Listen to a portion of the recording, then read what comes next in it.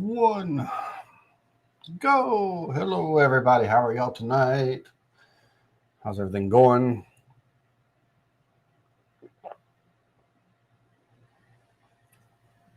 I am beat up from the floor up, boy.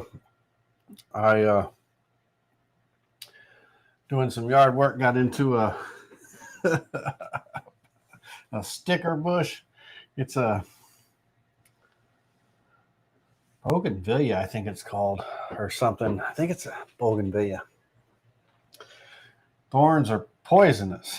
Well, they are. They're bad. They're bad for humans, but they're really bad for animals and stuff. And I got this one that's keeps coming back, and I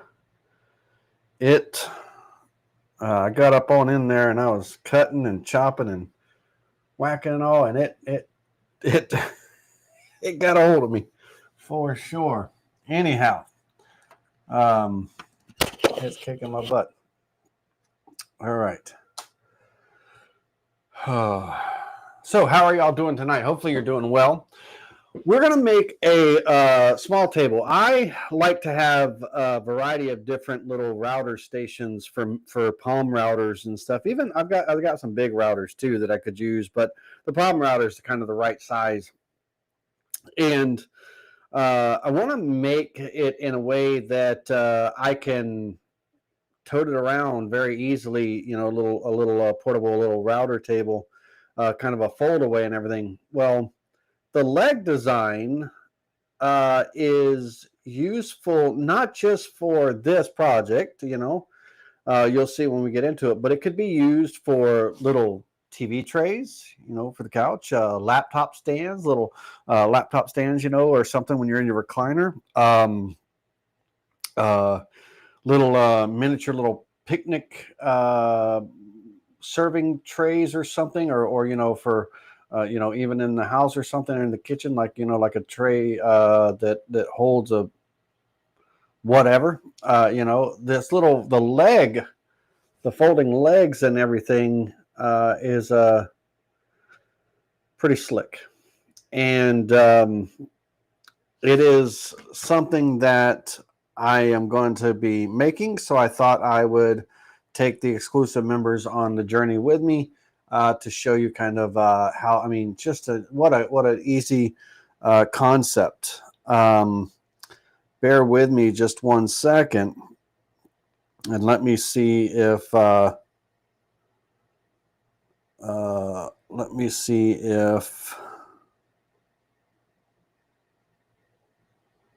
bear with me.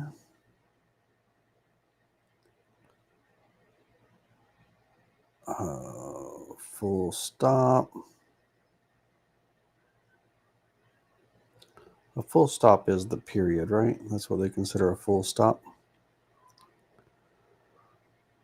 Yeah. The idea, just wanted to give the proper credit and everything. The idea of this is not mine. It came from username Ari Babox, ARIBABOX, and they had to make like a little folding table, and they landed on this particular leg design, and when I looked at their little video short on it and stuff, I went back and I said, well, let me see how they created that. And they said, if you want to create this, and they said, take a screenshot of this, this layout. Well, the layout was a little off. I think they might have just shown a picture of like an earlier design or something like that, but it was a little off. So I spent the last hour and a half and everything redesigning it a little bit, and I think I got a pretty simple way of making it, very easy way of making it, and so I can explain it to you. And with that being said, let's go ahead and go. Again, it's not my original design or anything by any means, but I think just from the time I've spent on it, man, my hands are tore up from the floor.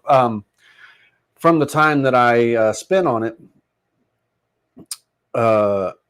I see it being used in, like I said, little lap trays, bed trays, like, for serving like breakfast in bed, or hell, I mean, just any kind of little folding, fold away thing. In my case, I want to use it for the router stations, because I have little router stations, like when I'm making my dust brushes and everything. I've got a little miniature, I mean, gosh, I want to say it might even be smaller than a 16th, but I think it's a 16th inch round over. And then I got a small chamfer bit. So I've got two little router stations set up that I can go and do my little round over, knock off all the edges with a very small round over. And then I can go do the chamfer on the areas that need chamfering, and not chamfering, flush trimming, getting rid of the tabs and everything, flush trimming. So I can do all the flush trimming. I do all the little round over and everything. And I like having little router stations that, I can use. I can set up a palm router very easily and quickly. Now, let's go over to, let me share my screen as I'm talking. That way it makes all makes sense and everything. And just to, kind of show this leg design, basically, when the leg folds in and out, it has these positive stops that allow the leg to splay 72 degrees. That's what I come up with. 72 degrees is a nice, that way the legs don't close or anything, close up on you and stuff like that. So it's a nice positive stop for that. And then, positive stop for when it's, folded up. And then we're going to talk about, there's little add-ons that I want to add in there, like magnets and stuff like that, to hold the legs, to lock the legs closed and all that. So what we're looking at is kind of a side view of what's going to happen. But anyhow, what I was going to say was, what was I going to say? Hold on, it was good too.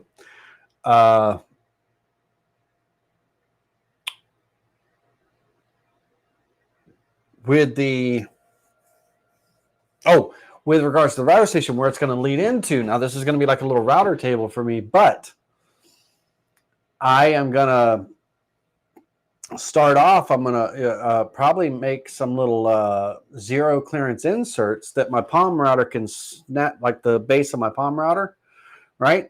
So I don't have to, I can take the palm router off and store it away or whatever while I'm carrying this tray around or something like that.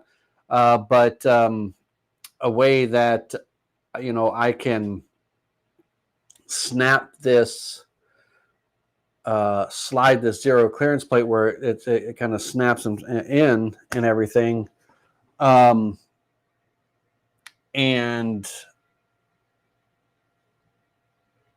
I can swap them out, but it sits into a little pocket inside the tabletop, right? So I'm thinking that, and then eventually, if it goes well and stuff, and those little inserts, I'll make them out of wood to begin with and everything. But if it goes well, then I'll try my hand at 3D printing these little inserts. Like if I get the right kind of fit and feel and structure where they snap in, and all this stuff, and they just snap right on the base. They sit down in there. I can route and do whatever, and I can swap them out very easily, depending on the size of the bit. Zero clearance kind of inserts. With different, opening diameters basically.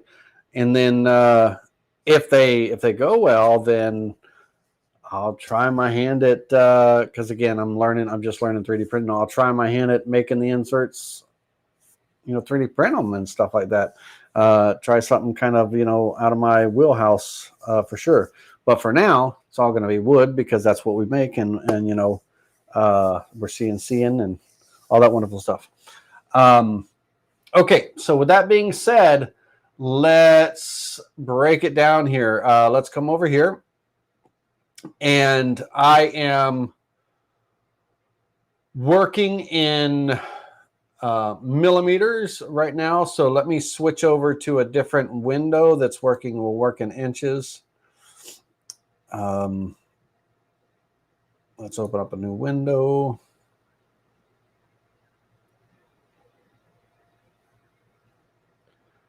Create a new file.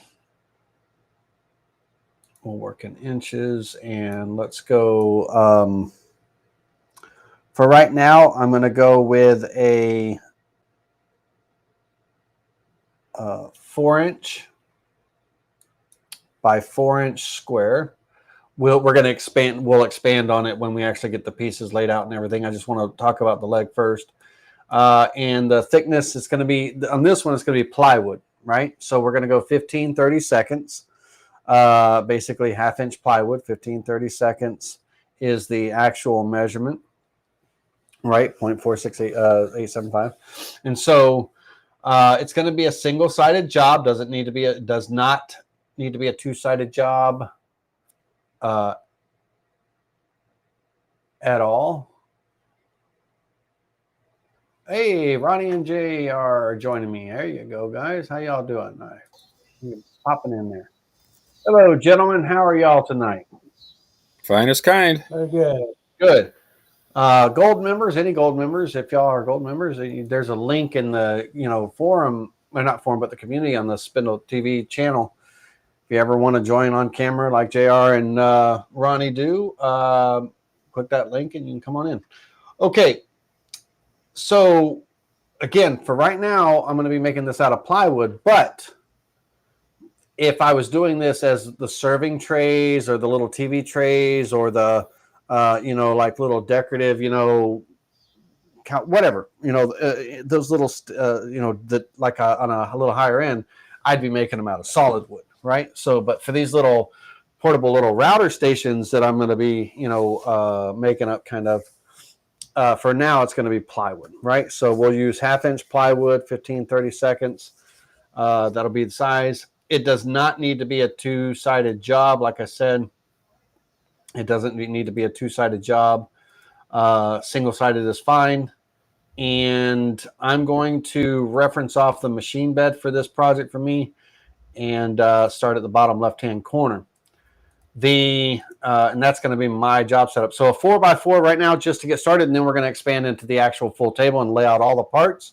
But I want to talk about the leg layout first. Oh, I lost Ronnie. Ronnie, did you go away on purpose? Just let me know. Let me see if Ronnie needs to come back. I don't know. I don't. Ronnie, are you good or did you go away on purpose? I think I lost my connection. It said, oops. Oh, okay. So you're back. Okay. Sorry about that. All right. So anyhow, there he goes again. All right, Ronnie. Check on that because you went out again, and then I'll pop you back in. Not sure what's happening there. Anyway, JR, hope you're doing well. Yeah. All right, good. Doug and Roger, everybody, Keith Kessler. Hey, Keith, man, we're getting some serious rains and storms over here, and you're just right down the road, so you're probably experiencing the same rains and storms and stuff. It's brutal.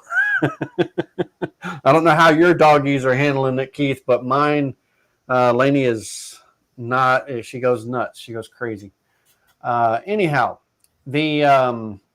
hope everyone's doing well tonight. Ron Bishop, good to see you pop in. Kool-Aid as always. All right, so here's the deal. We are going to start off with the kind of like the hub, if you will, of the leg design. And we're going to then build from there. Okay, so let's see here. Let's start off with a circle.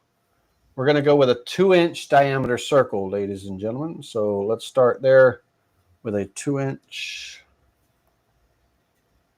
diameter circle. And then we'd want to go out another, like in millimeters, it's 14 millimeters, but 1/2 inch. 0.5 inches is what we'd go over there. So at 2.5 inches would be the next diameter here. So 2.5 from the center, pop that in there. And so that'll be a 1/2 inch offset basically. You can do it as an offset. You can do it as I just created the circle again. And then the reason why we're starting with the leg and everything and why I'm talking about it specifically is because this can be changed, or has to be changed basically, depending on if you're using 3/4 inch wood, 1/2 inch wood, 3/8 inch wood, 1/8 inch, 23 30 seconds, 7 30 seconds, whatever, right? So this hub in this situation will change depending on the size of your material that you're using. Let me get running back up here. So it'll change, the layout and everything will change depending on the thickness of the material that you're using. Now, in this case, I'm going to be using 1/2 inch plywood, and it comes out, it's not 0.5, it's 0.46875. So it's 15, 30 seconds is the actual measurement. 1/2 inch is the nominal measurement, right? And so imagine, if you will, I'm going to go with a square leg, right? And the leg thickness, the width of the leg is going to be 0.46875 at 15, 30 seconds. And I'm going to go with a,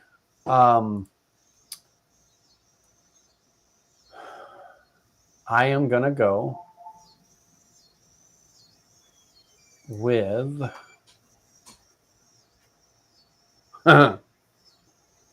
hold on a minute. Hang tight for just a second here.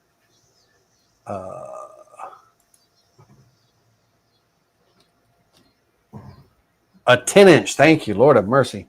Drawing a blank there. 10 inch tall leg.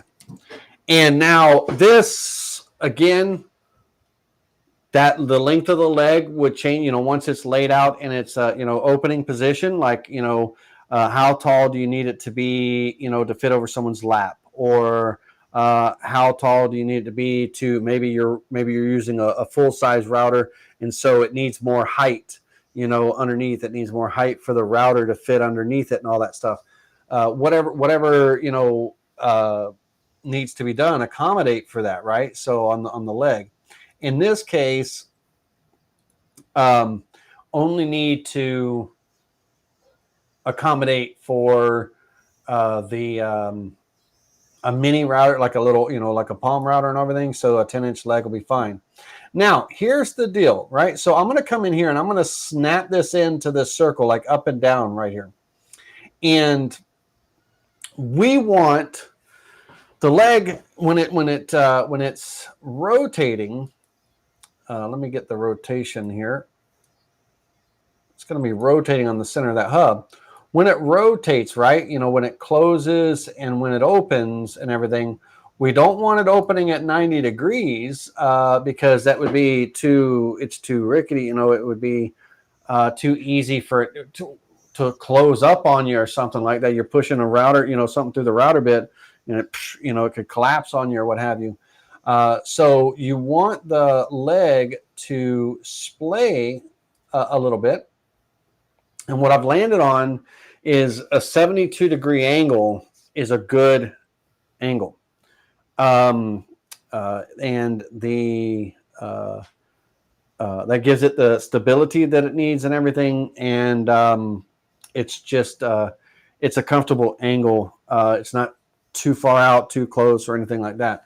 So just that 72 degrees. So let's come over here, and from that hub, basically what I want to do is I want to rotate this 90 degrees.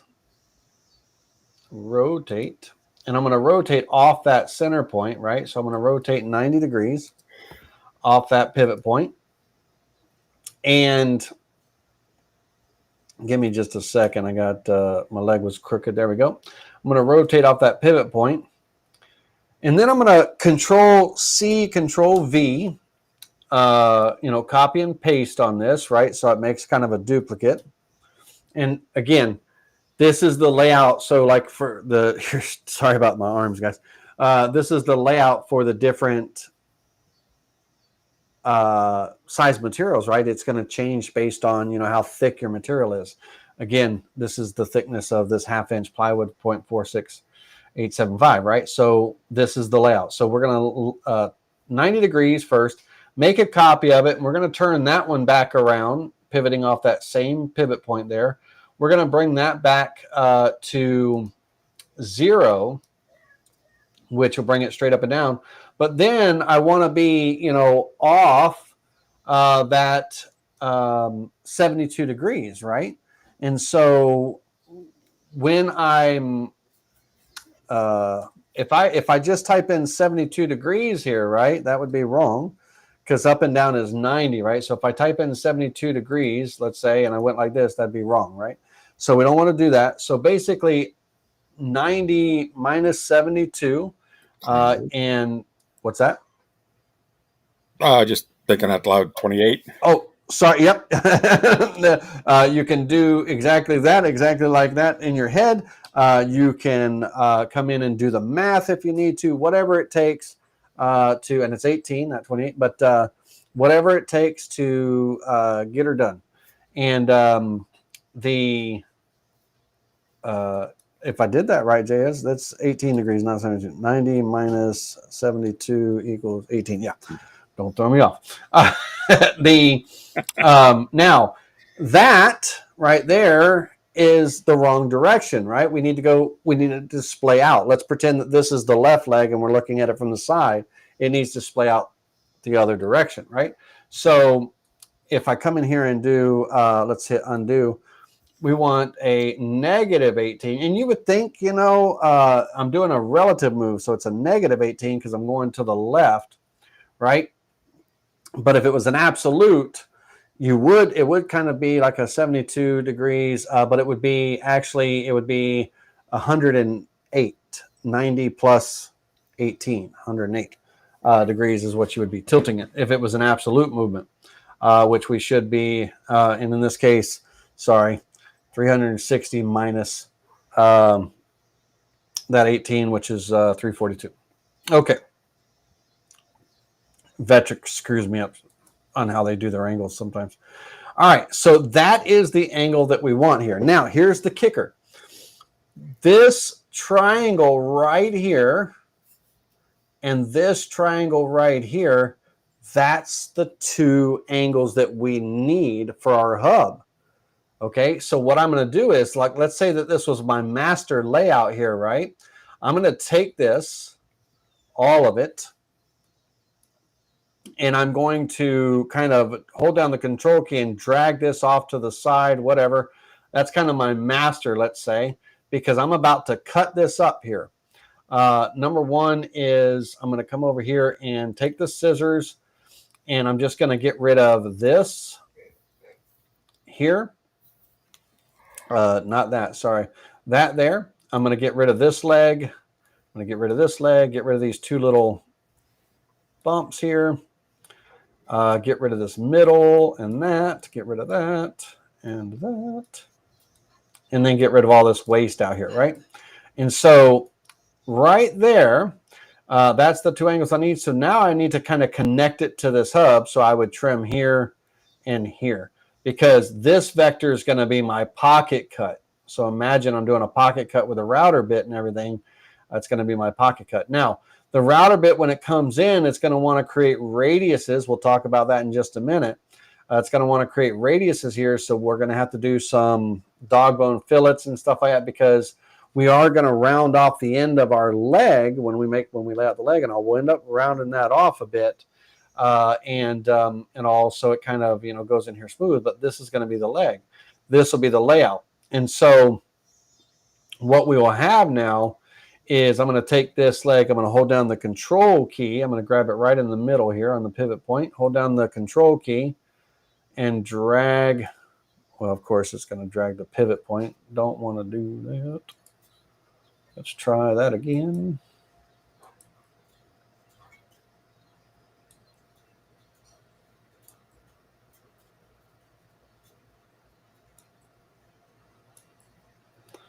All right, let me get my pivot point back in there.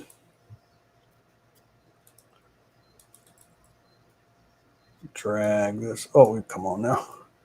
Always single click on the middle square first. It'll reveal the pivot point. There we go. Then you can drag it up. And I want to just snap it to the center of the circle there. Okay. So now, and of course, the leg would be, slightly longer like that. And that's why we would round off the edges of that leg assembly. We'll talk about the legs in just a minute, but that way when it rotates and everything, you have your, and I'm not rotating on the proper center, but you have that rotation point. Let me get my position correct.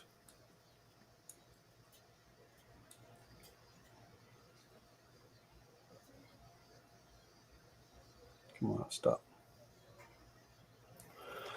And let's look here. Oh, that's what's wrong. So it's 2 and 2, ladies and gentlemen, 2 and 2. Positive 2, positive 2.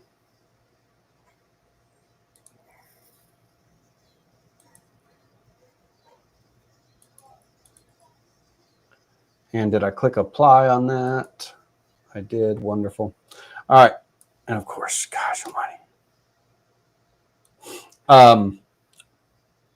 This way, when we rotate and everything, we have that positive stop. Let's call that 0, if you will. And then we have the positive stop at the 72 degrees. Okay.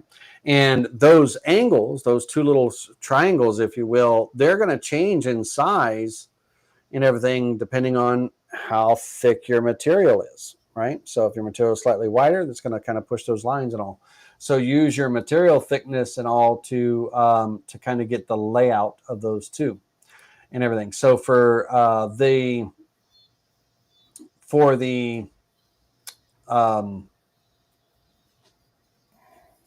half-inch plywood, that's my hub. Now let's take that, and we have the hub here. So now let's take that and let's Control C, Control V to copy and paste. Let's drag that over here and then hit the letter H on the keyboard to flip it horizontal, right? To kind of mirror it horizontal. And now, as far as, how long or how wide and everything this is going to be based on what your span is for your table, right? And everything. I'm going to go about 25 inches for my little table, portable table and all that. And so what you want to have happen is the, spread it out however you want. Now, before we do, I just wanted to show you that copy and that rotate, but before I actually copy and rotate it, I want to finish off the drawing of the hub. So I'm going to delete this because this is just the center part. I got to draw the main part of the hub. And let's imagine, if you will, for a moment, that we have a rectangle here like this, and I'll just draw it, kind of out here for right now. And let's say that I want a tenon. I'm gonna go about a ½ inch over. I want a 1/4 inch tenon here and everything. So let's go 0.25 inches tall on that little rectangle, and then 5.5 inches is long enough. Doesn't need to be any longer than that, but I want to kind of put that there. Now I want to put it over here, and then I want to move it in 1/2 inch. So let's move that over, a relative move, 0.5 to the right, 1/2 inch. Now, this tenon can be as long or as short as you want it. It does not have to be 5.5 inches long. Oh, come on. Quit now. It doesn't have to be 5.5 inches long. It can be shorter. It can be longer, but this is going to be one of the tenons. There's going to be 3 tenons on this this leg, if you will, this not leg, this support and everything. And so let's say that here I'm going to go 3.5 inches. Let's go back to the size and let's make it 3.5, 3.5 by 1/4 inch. Now you see what happened here. I want to take you something. Right here, when I typed that, it was linked together, so it sized the whole thing down, right? Well, I caught it, so I'm unlinking this, and I'm going to change the size here. Now, when I change the size here, I need it to come back to that line right there. So I don't want to resize it from the center. I want to resize it from the top. That way, when I come in here and I put in this 3.5 right here, and I put in this 1/4 inch here, when I click apply, it pushes down from the top. It pushes down, okay, down, not not on both ends from the center. All right, so now I've got that 1/4 inch tenon. Let's just kind of snap it right there for a minute. 3.5 inches long. That's good. Okay, so here, imagine now. Let's get a little bit decorative and all. I don't want just a square kind of apron, if you will, down the side. I want to kind of come up and over. So right here, currently this rectangle is 4 inches tall. I'm going to cut it in half. It might be even a little less than half. I want to be right above the halfway mark of this, somewhere right in here. So let's take this. I'm going to go into node editing, and I'm going to just insert a point. And I'm going to insert another point. You don't have to do node editing. I could have just drawn another rectangle or something like that, or I could have drawn a line. I'm just doing kind of stuff that, will help you kind of learn different things. But I'm going to take this rectangle or this node and this node, and I'm going to move them up. And I'm going to kind of 2 inches. Where's my 2 inches here? Is right there. So that's my center point. So I want to kind of come up just a little bit. I want to go maybe 2.5 right there. And once I do that, I want this one. I don't want it such a, oh shoot, booger. I don't want it such a tight angle. So I'm going to grab this node and pull it out a little bit.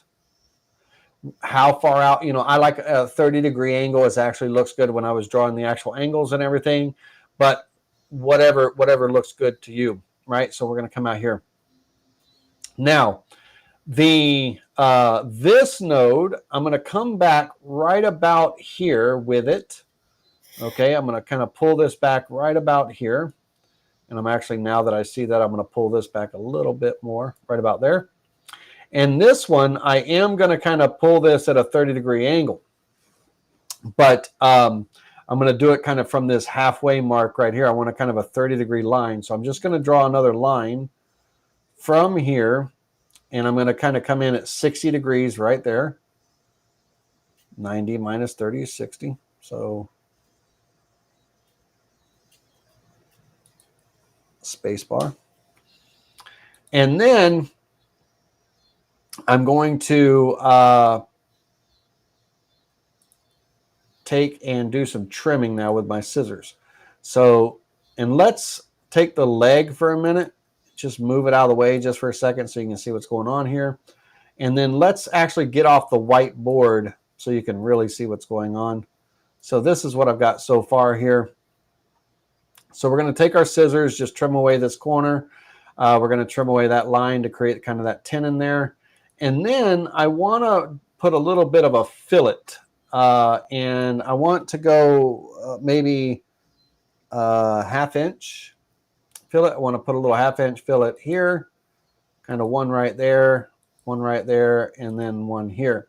Just to kind of give it a little bit of a flow, right? Whatever size you want, whatever looks good and everything, but just to kind of give it a little bit of a flow. Okay. Now this is going to be this is my left half of this kind of support. So now I'm going to take this, because it's done now, and I'm going to hold down the control key and drag a copy over. I'm going to hit the letter H to flip it this way. And I'd like my support to be about, if I'm going to go 20, let's say my tabletop is 24 inches. I want to be in just a little bit from that. So I'm going to go, let's go,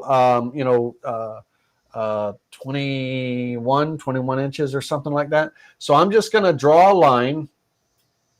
Here, I'll just draw a rectangle. I'll just draw a rectangle. We'll make it 24 inches, not 24, what did I just say, 21. And then we'll go our 0.46875, which is like, representing a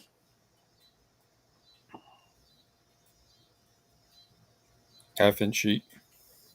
Half-inch, thank you very much, half-inch sheet. Let's go here.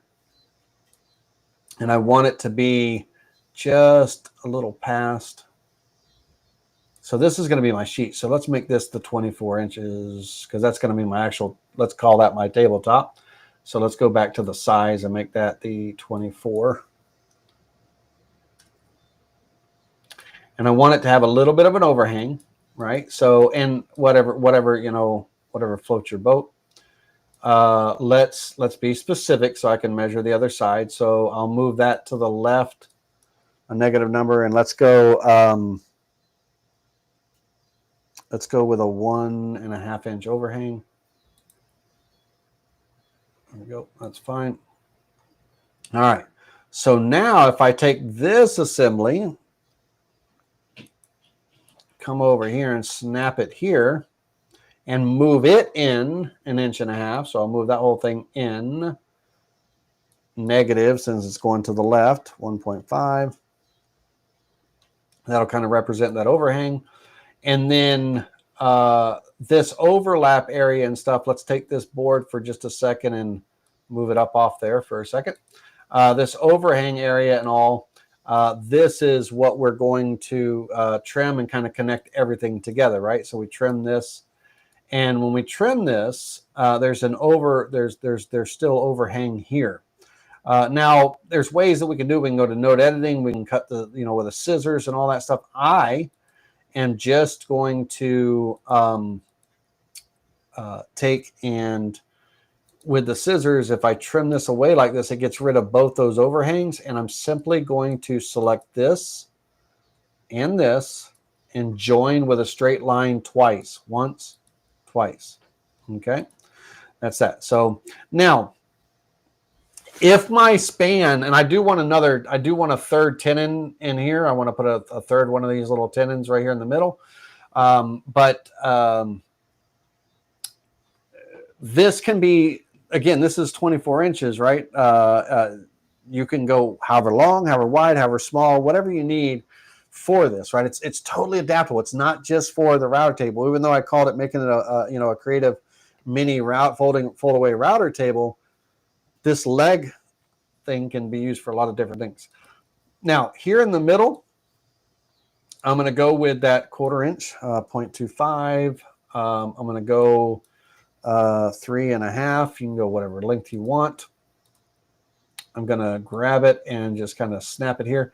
Now, I want to center it left to right, so I'm going to hold down my shift key and select this, align left to right to that last item. And then I'll take my scissors, trim that away. All right, so this is going to be one of the assemblies. There's going to be, we make two of these, one on the left, one on the right.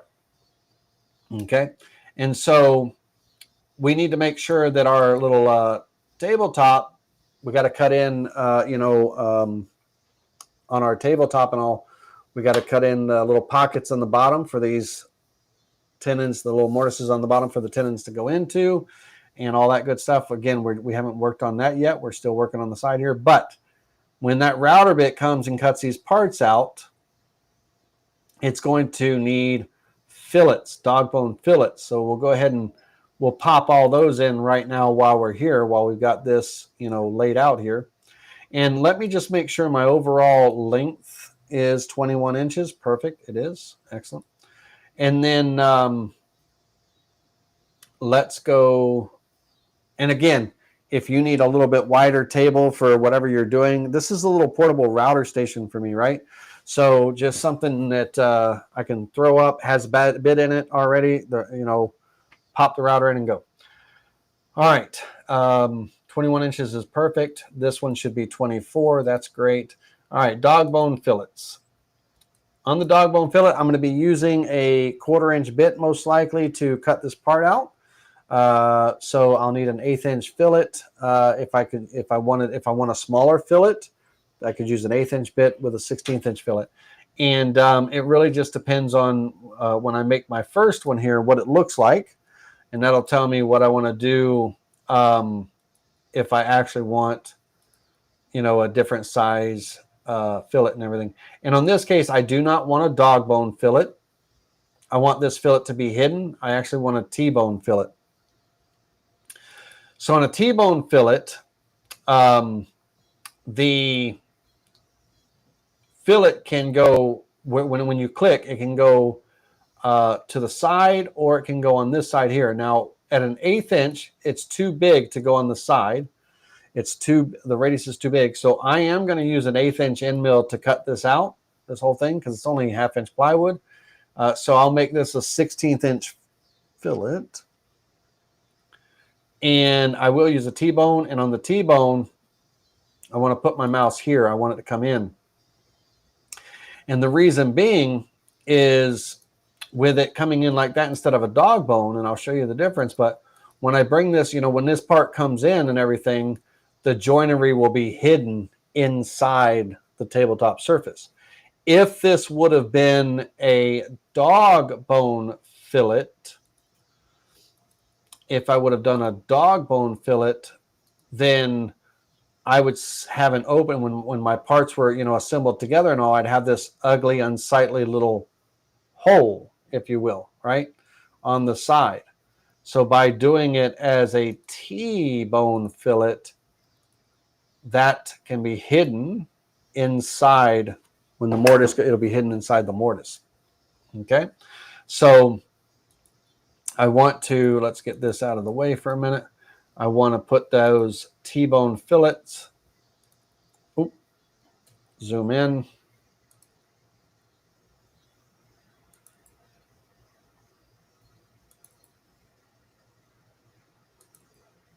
Okay. Now, even here, now let's talk about this one for a minute. When my leg comes in, and the leg is going to have a rounded top. So imagine, if you will, let's go to node editing. Let's turn this to an arc.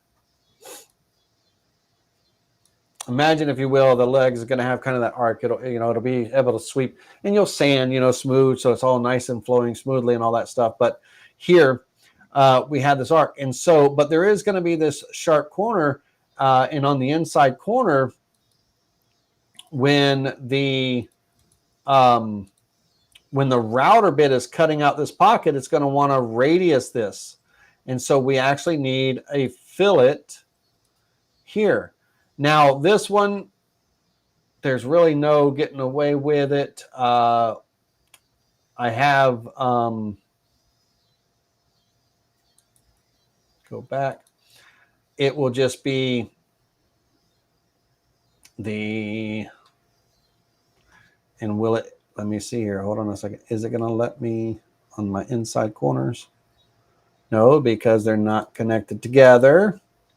Very important. Make sure your lines are connected. Make sure that trim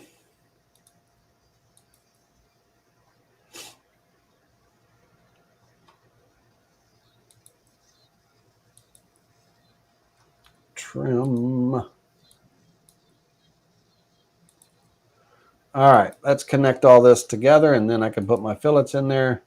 Join is one closed vector. Wonderful. All right, so one more time.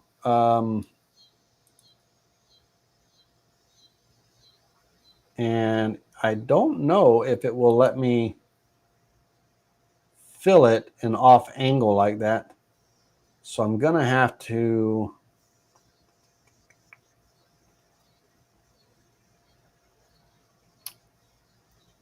I don't think.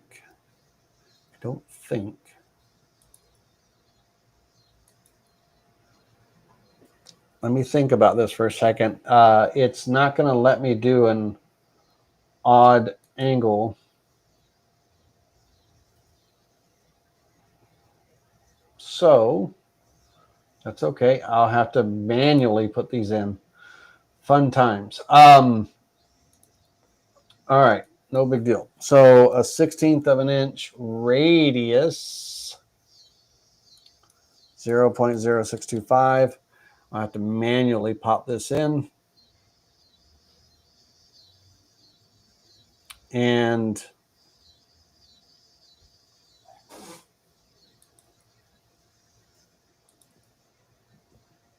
the bit can come in. Cut that in there. That should be good on that one. Trim that. It's unsightly as all be it, but it is what it is. Because it needs to transition.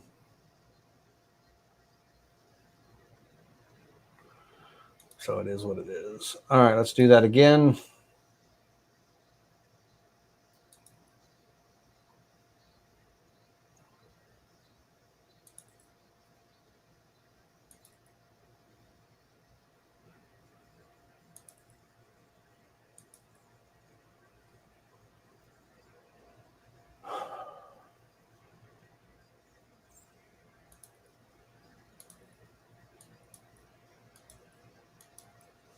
That's what I thought. That's what I thought.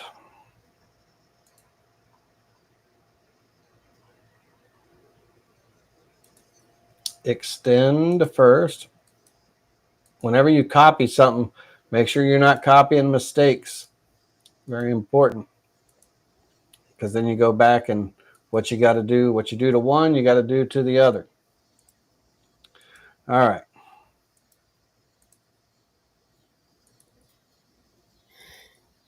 Now I want to come in here and take the scissors.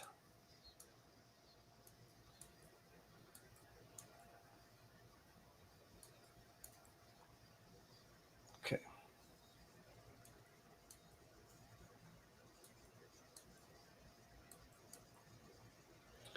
All right. So what's going to happen is my 1/8 inch router bit, when it comes in, it's doing this cut and everything. This gives, when it's running this cut and all, this gives the bit a place to go, and then it can come out and carve so I have a place for when my part's in here.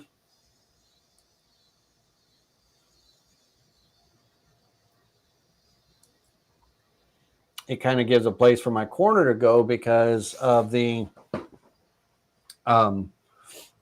it won't create that radius of the router bit and everything.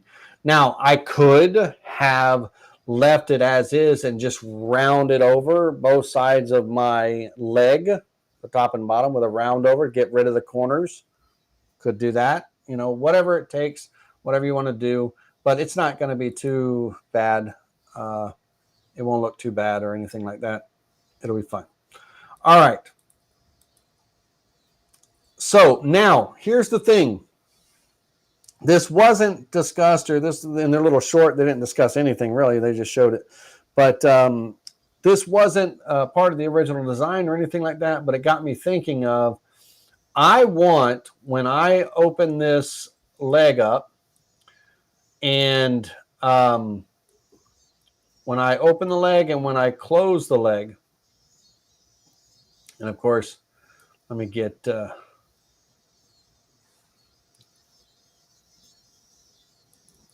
bear with me a second here. Move absolute, the center. Copy that. 1.535. That's the center. 1.535. Rotate. Paste and 1.535.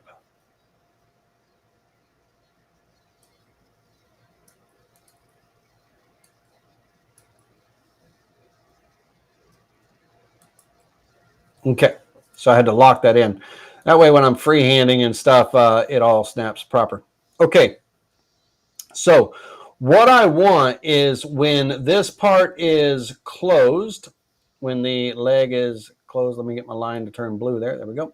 When the leg is closed, I want a magnet right here on the inside of these parts and everything, and on the outside of the leg. I want a magnet so that it kind of locks that in when I'm carrying this thing, because there's going to be a handle. This lid right here, the flat tabletop, is going to have a handle cut into it so I can carry it and everything. It can hang on a wall, whatever, a hook or what have you. But when this is closed, I want a magnet on both sides that when it closes, it kind of, it snaps into, the neodymium magnet holds it. And then the same thing when it's open, I want a magnet here on the inside for both, so that when it's open, they're kind of, not locked in, but it's just an additional help, right? So I want a small neodymium magnet at that location as well. And so I do not know what size. I think I have different size magnets. I think the one I've got a 6 millimeter diameter, which is a 1/4 inch diameter. And that would be the one that I would use, because there's going to be one on the leg, like right on the edge of the leg. And then there's going to be one in this part, right? So 6 millimeter is 0.235, right? 6 millimeter times I equals 0.23622. So that's the size of the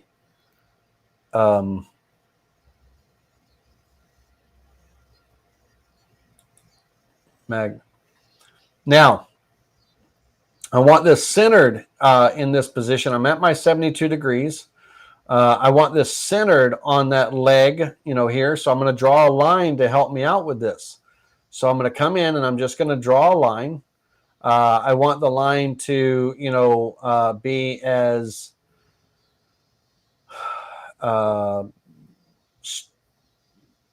it doesn't matter. The center is the center no matter what. But I want to make sure that I'm on my edges and all that stuff. So let's just go with, doesn't matter, we'll just snap to 30 there. And then what I'll do is select the circle, the thing I want to align first.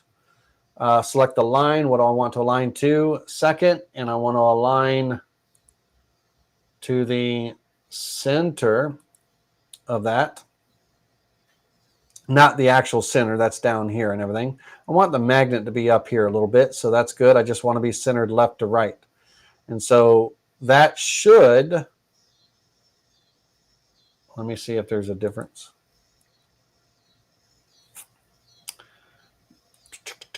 Bear with me. Let me make sure from here to here. From here to here. Yeah, okay. That's fine. Just want to make sure that I'm centered. I just want to be up a little higher. And of course, I'm an idiot. I could go higher with my line. Select this, select the line, align to center, that kind of thing, right? Either way, but that's what I want there. And then when this is rotated in that 0 position,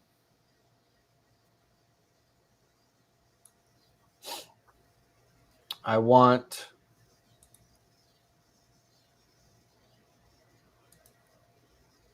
probably right about here. Now, don't be stupid, Lainey. Hold on a second. I need the magnet to land in the same kind of the same spot. I don't want to put two. I don't want to put two magnets on this leg. So hold on a minute. Let me. That's going to dictate where it goes here too. G for group.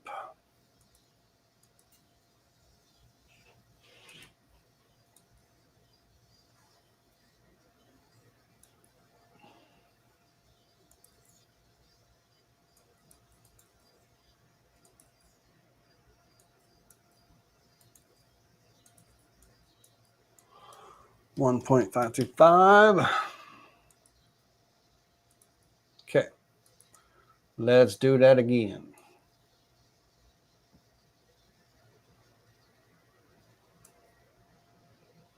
That's where my other magnet's going to go.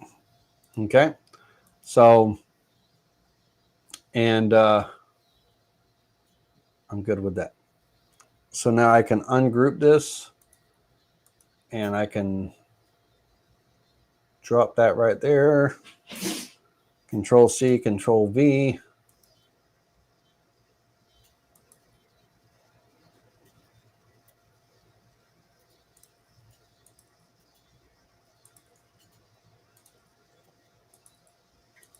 Okay.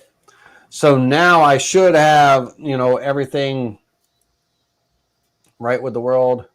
Did I lose my pivot point again? I did.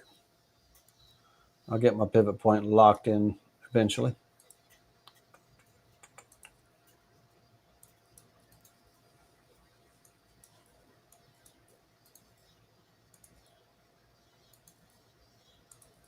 Oh, you saw that.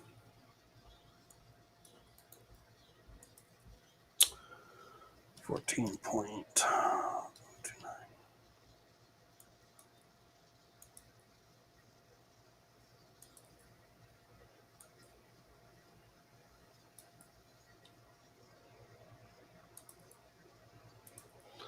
All right, one more time.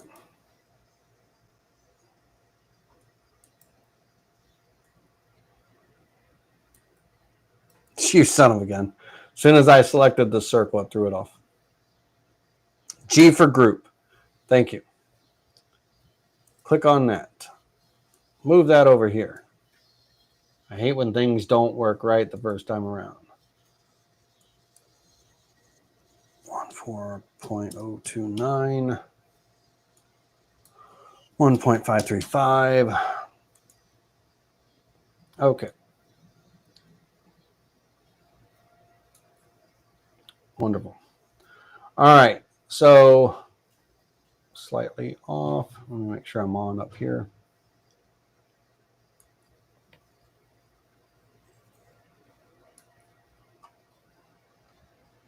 Okay, good. Well, doggone it. Got to leave that circle up there. All right. Done. Anyway, so now I need to, let's get this leg. That leg is fine, but these two circles here, I need them on the other side here. Let's hold down the shift key, select both of them. We're going to flip about the center of this piece, and I'm not on my material, right? I'm not on my material, so I have to draw a center line to flip. So let's come over here and find our center. Just draw a 90-degree line. It doesn't matter how long or what. And I want to take this and this. Don't have to, but I'll group them together. Select the line last and then mirror by flipping about the line. Okay. All right. So now that is one leg assembly. We don't need this board in here. This is one leg assembly right here. And that we'll put on a sheet, but we cut two of those. Okay. And one will be the left, one will be the right. Now let's look at this tabletop as it's supposed to be. It is 24 inches wide, but now we're going to look at a top-down view.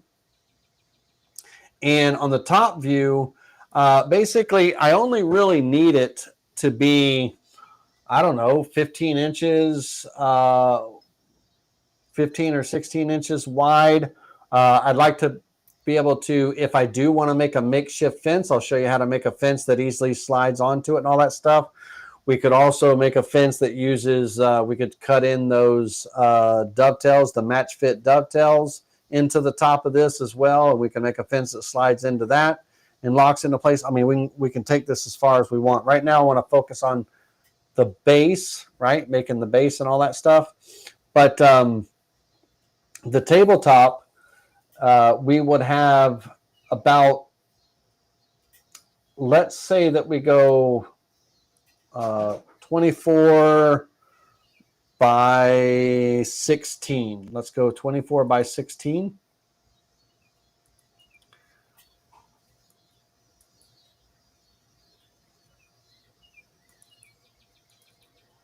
And on here, I'm going to Control C, Control V, copy and paste. That way I can drag down a copy here. And it's kind of a hard view, but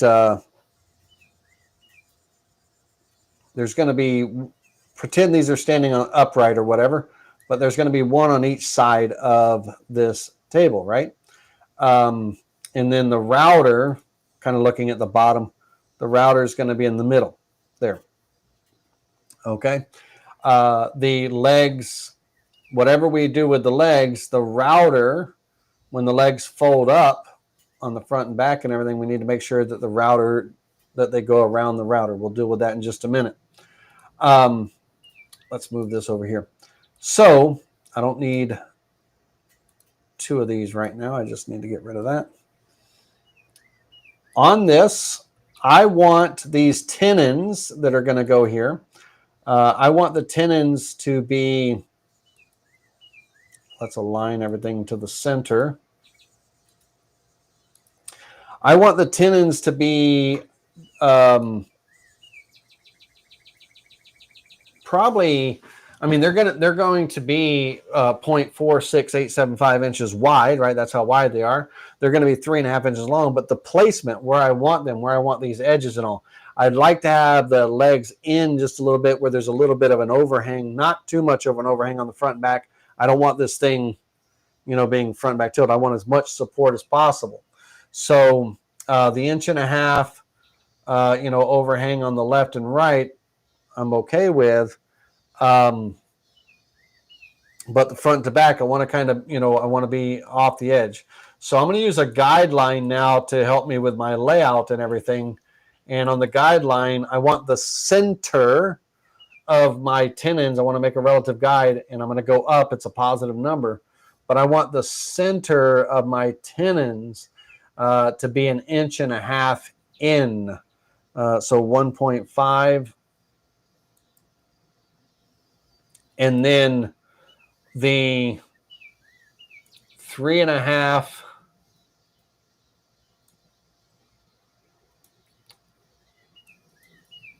3.5 by 0.46875. That's going to be centered on that line. I'll get them lined up with this in just a minute. It'll be centered on that line.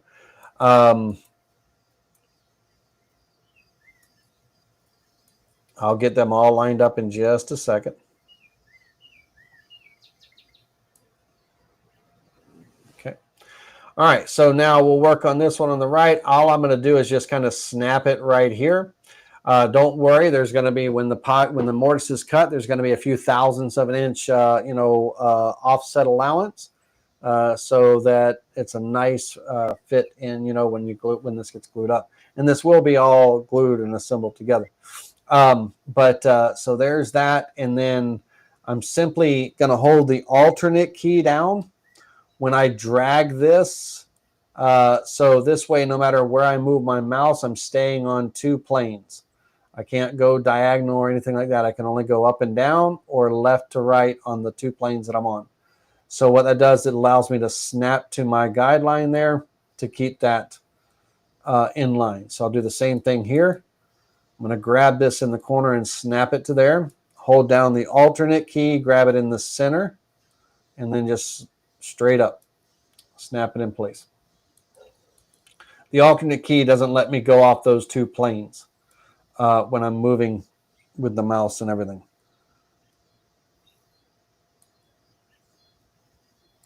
Okay, so now that I have those, I need a center line on my sheet here, my tabletop, if you will. So let's draw a center line there. Make sure it's 90 degrees or 0 all the way across. And then I can take those three objects, hold down the shift key, select that line last, and then mirror and flip about the line. Okay, create a mirror copy. All right, now, when this comes in and cuts, okay, when that router bit comes in and cuts this mortise and stuff, it's going to want to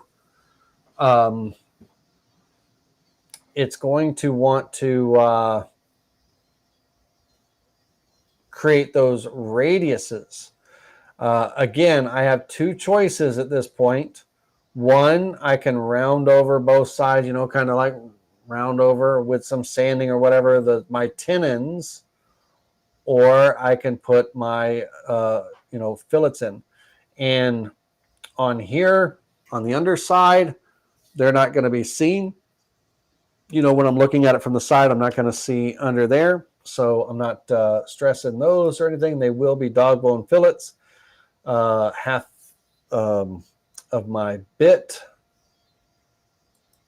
diameter of the radius, 0.0625.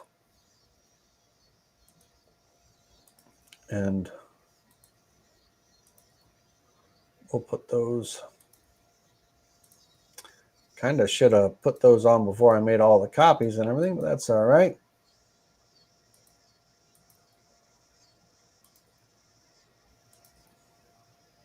Now this information, or where these tenons are, this tells me where it helps me with my leg size. Okay, we'll talk about that here in just 2 seconds. Not my leg size, sorry. Well, yeah, my leg size. When I say size, I'm talking about now the width of the actual piece of wood, the plywood that it's going to get cut out of. All right, so there's my mortise, all my mortises and everything. Now, my actual leg, this thing right here, this assembly, is that 0.46875 inches thick. It's that half-inch thick, half-inch plywood. So let's draw a rectangle with that height, 0.46875. Let's get that centered. I'm going to select that, and then I'll just select one of these and then align it up and down. Center that. Mirror that. Select it. Hit here on the corner. Mirror that by flipping about the line. Okay.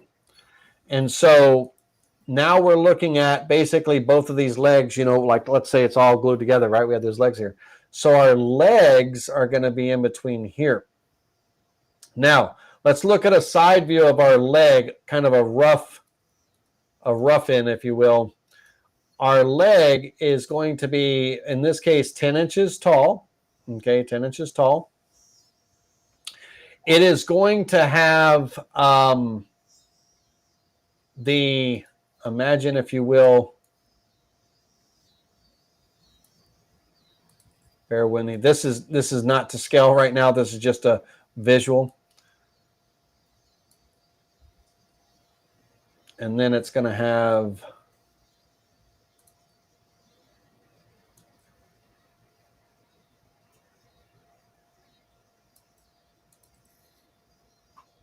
node editing.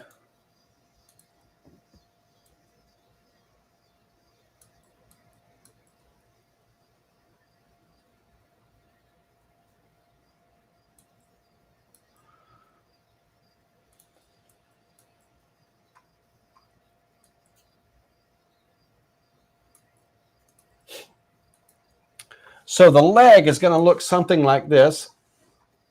And it's going to have these 2-inch wide tenons that fit inside of this hole. Now, let me see if I can give you a visual of this joint. Give me just a second. Let me see if I can pull it up.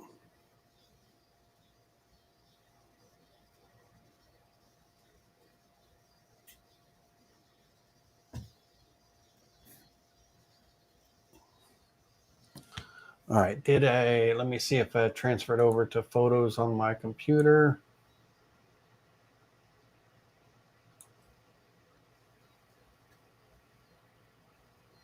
It did not. Give me a second. Let me upload one of these to the computer.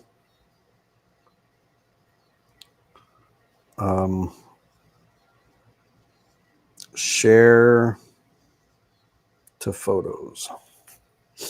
Upload. All right. And then refresh. Download. Things that we got to do. Download and then open. Okay. So let's get up close and personal here. Can y'all see that? All right. So the let me see here.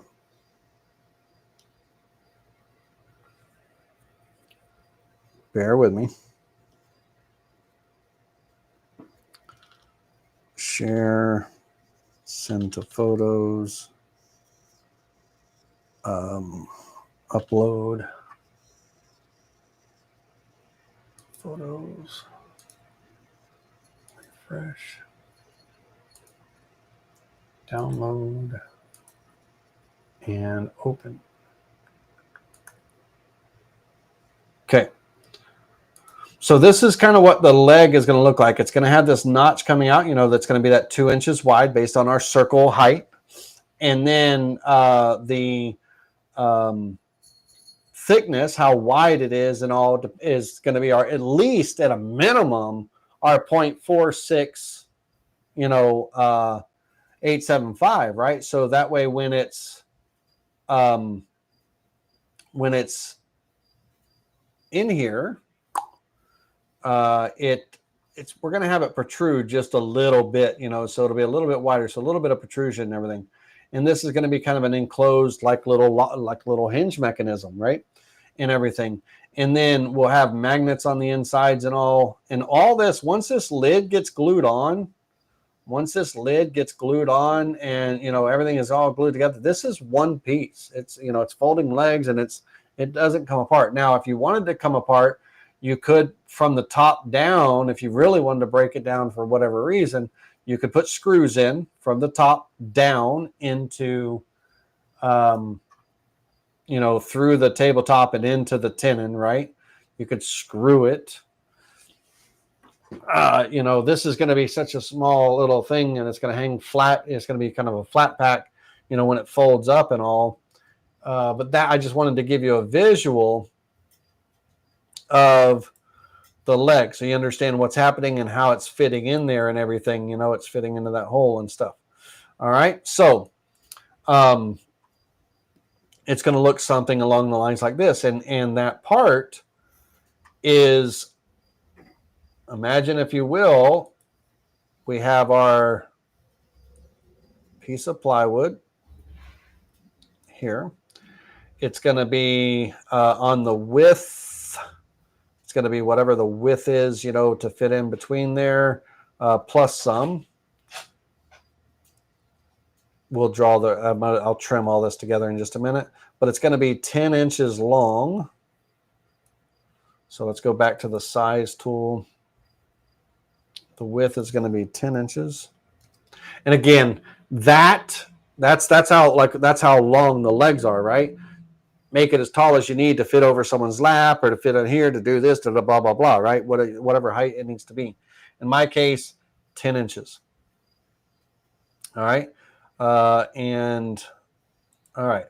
Now the tenon, not the tenon, but the part that goes, through this opening right here, it's going to be a 2-inch wide. And I want it to be just a little bit. I want it when it comes through this, through this leg, when it comes through here. Remember now, this rectangle represents this piece, right? So that's why I'm using it. I want it to come through just a little proud.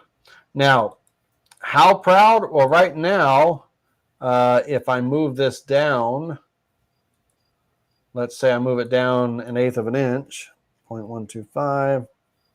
Okay, so that's 1/8 of an inch through, right? So you can go however far you want through, a 1/16, 1/8, whatever whatever you want, just a little bit. It doesn't have to be like sticking out really far or anything crazy like that. So in my case, let's undo that. And let's just go down a 1/16.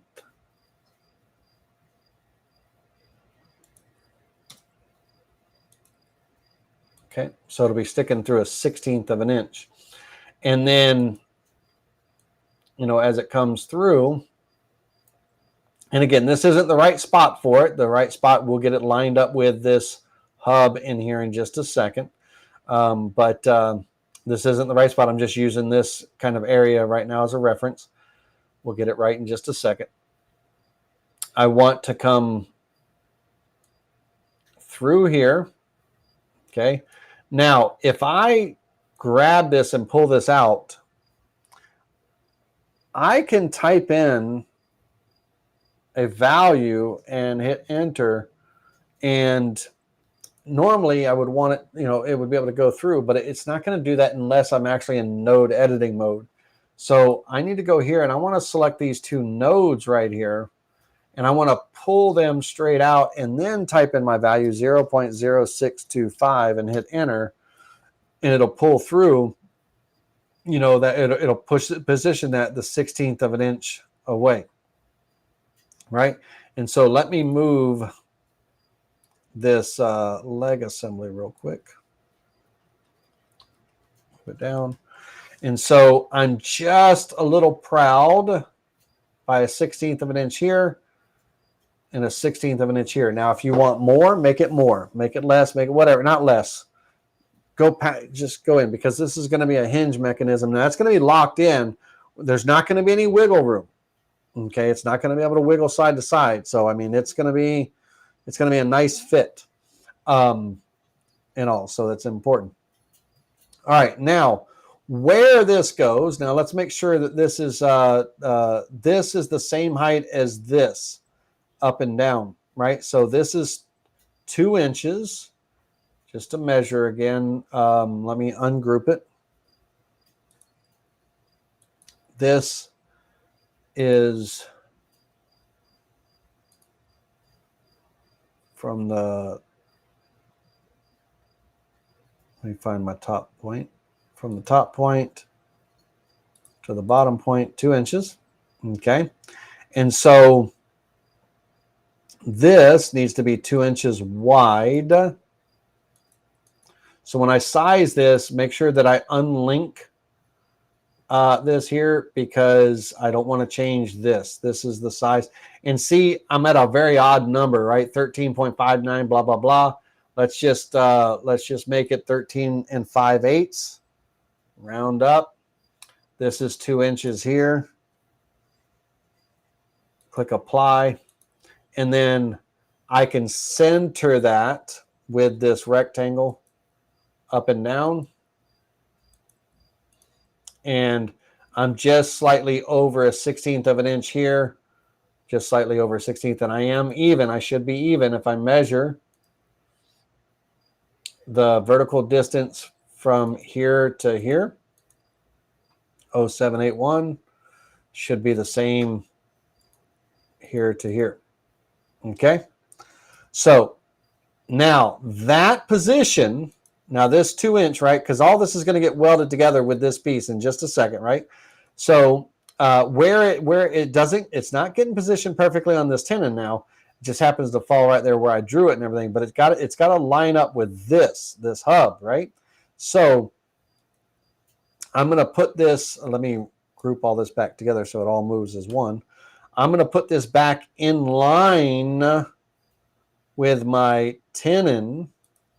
Hold down that alternate key so it stays in line here, right? So that's my tenon.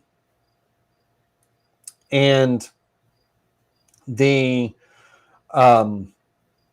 you have to remember now we're looking at a side view, like when this is a side view, but this is only the thickness.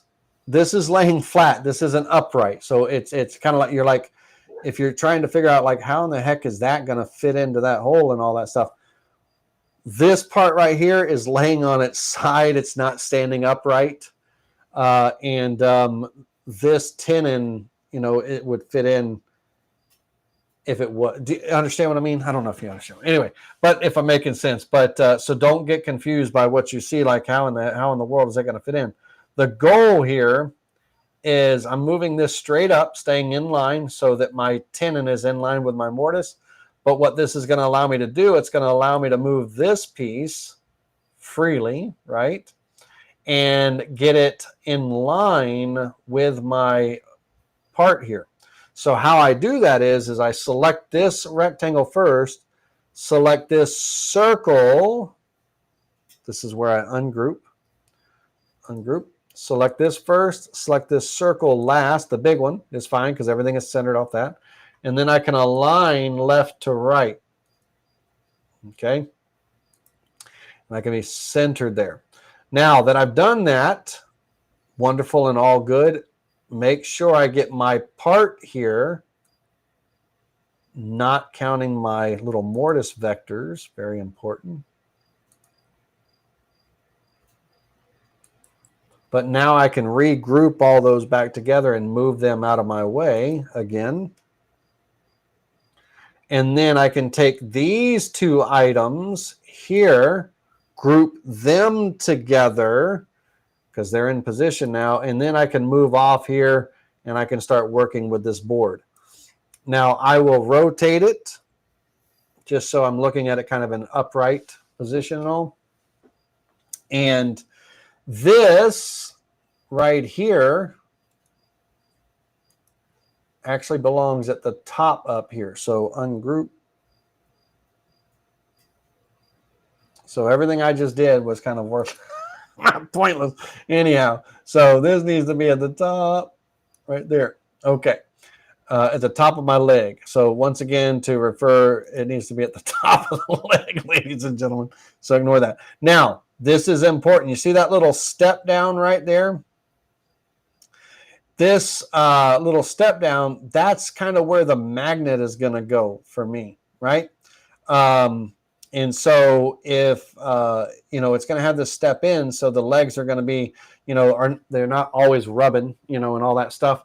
But this area, this is where the magnet's going to go. So I want to make sure that I account for that and everything and stuff. All right. So let's get out of there. All right. Come back here. So that means, that this that's right now rubbing in between these two inner pieces. We're going to go a certain distance down, and we're going to the magnet's going to go in the leg there on the side, on both sides and everything here. So let me get this laid out here for just a second.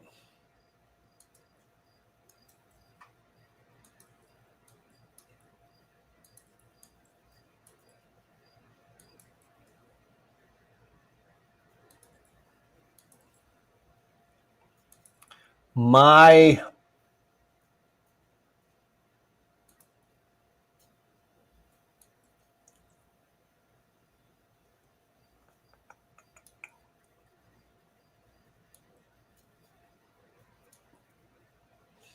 when that's in here, the magnet, when this is, on this leg and all, you got, again, we're looking at it kind of flat packed. It's going to be up on its side, 90 degrees and everything.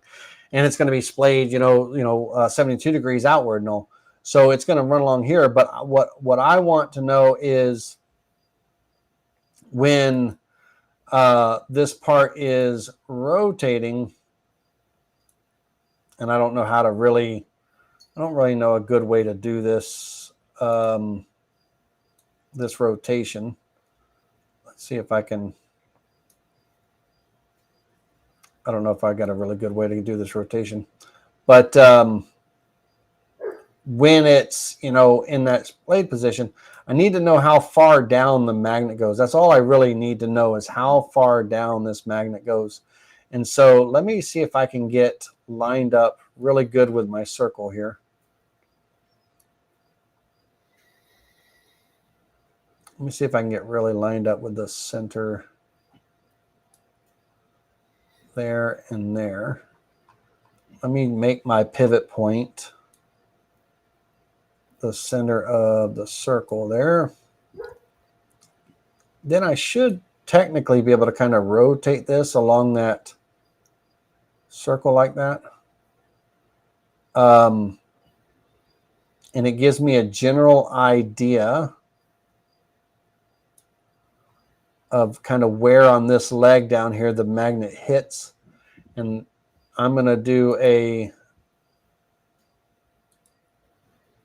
kind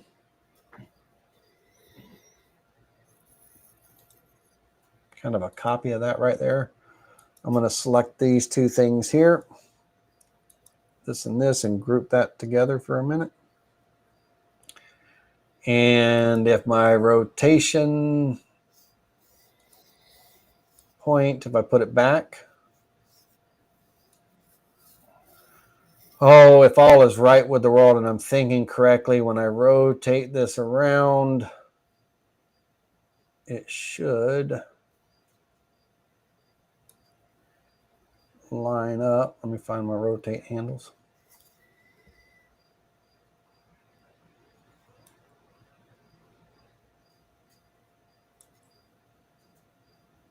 Yeah. All right. So what that tells me now, let me undo that. What that tells me now, see, I can take this over here, and it just tells me that the little, when I come in to, shape this leg, I want to come in lower than this, give myself a little bit of meat and then come in. Where I come in, I'll go into ungroup this, and I'll go into, let me put the pivot point back on the center here.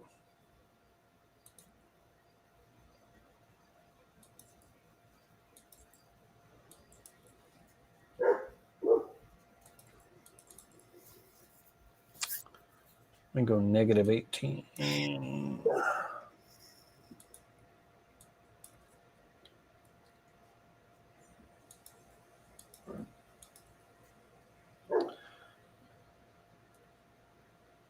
Close enough. Not really close enough, but anyhow, gets me.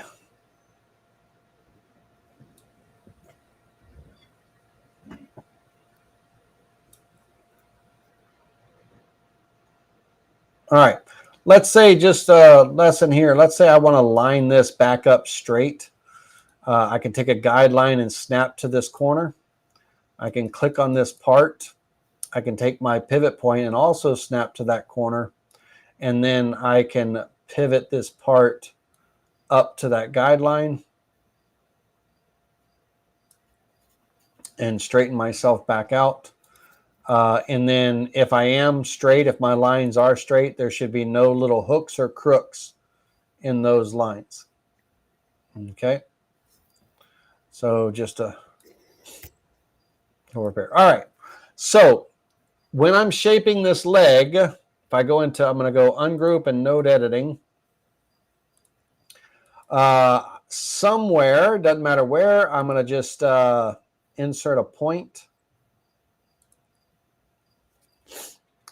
Now, on this, here's what I love about node editing, ladies and gentlemen. And this is something that you might not rarely use. You might not have ever used it or whatever. But when I'm in node editing and I'm doing something, I can right click here and we have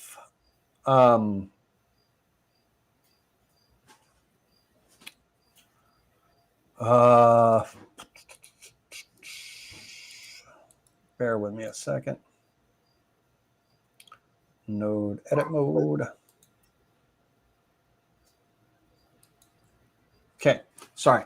When you click on a node, right click on a node, we have a tool here that's mirror horizontally or mirror vertically. So what this means is whatever I do to the left side or the right side, if I mirror vertically, it'll do to the left side. Whatever I do to this node, it'll do to the other side. So an example, if I mirror, in this case, vertically, horizontally. There we go. Whatever I do to the left side, are you're gonna be, give me just a second here.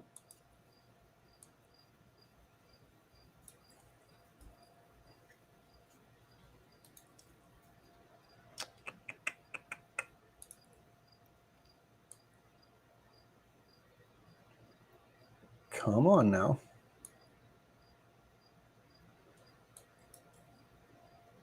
Let me get my mirror mode. Why isn't my mirror mode working?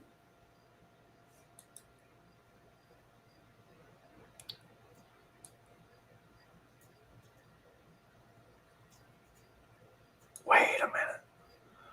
Hold on, ladies and gentlemen. My mirror's not working. This is one of those things where we have to very quickly. Let's go in here and go node editing, node edit mode, and let's go down to mirror mode. Within the right-click context menu, you have mirror horizontal or mirror vertical. And you can see the dash and magneto, and create dividing. In normal mode, to normal mode shift, also select while holding the shift key. So that's the key that I'm missing, ladies and gentlemen. Lord of mercy. All right, let's come down here and insert a point. Let's mirror horizontally. Now hold the shift key down. Are you screwing with me? Are you screwing with me, Vetric? Is it gonna?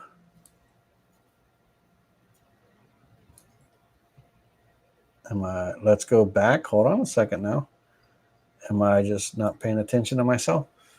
In normal operation, when two or more nodes on opposite sides of the shape are selected, so I have to select both nodes. I knew there was a, all right, so let me get this node, bear with me.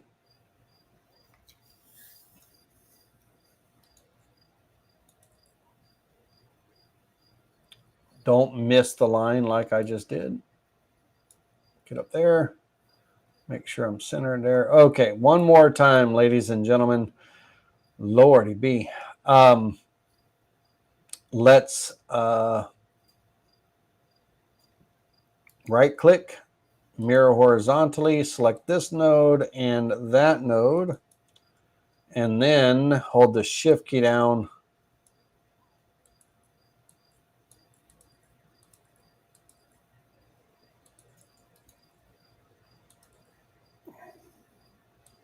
Okay, so select the first node, hold the shift key down, select the second node, then right click and choose your mirror mode.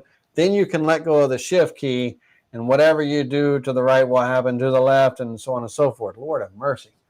It's one of those things you don't use very often, right? So it's important to make sure that, it makes sense. Okay, so one more time, let's go ahead and insert a point. Make sure that point is on this line here. Try to show you something, and then I don't even know how to do it. There we go. Insert a point. Come on over here. Okay. So, long story short, this little island right here is where the magnet's going to go. So that's going to stay put right there. And then this, hold down the shift key. This, right click, mirror horizontally. I can now bump that in. And whatever I do on one side will mirror to the other. Wonderful. Now I can take this, select this node right here, and hit the letter X to line it up. Select this, hit the letter, or select that node, hit the letter X to line that up. And I'm just notching that in just a little bit. Now, on this case right here, if I have these two nodes selected, hold the shift key down and select these two nodes with it, the same thing can happen if I right click and mirror horizontally. Now what I do when I'm moving the left side and all, both sets of nodes will move. So whatever nodes you have selected, okay? So what I want to do is I want to actually kind of reduce that down just a little bit. There we go. All right. And then get out of node editing mode. I want to, on my leg, bless you, dog. On my leg, I want to have a little bit of an opening cut here. Doesn't matter, what have you.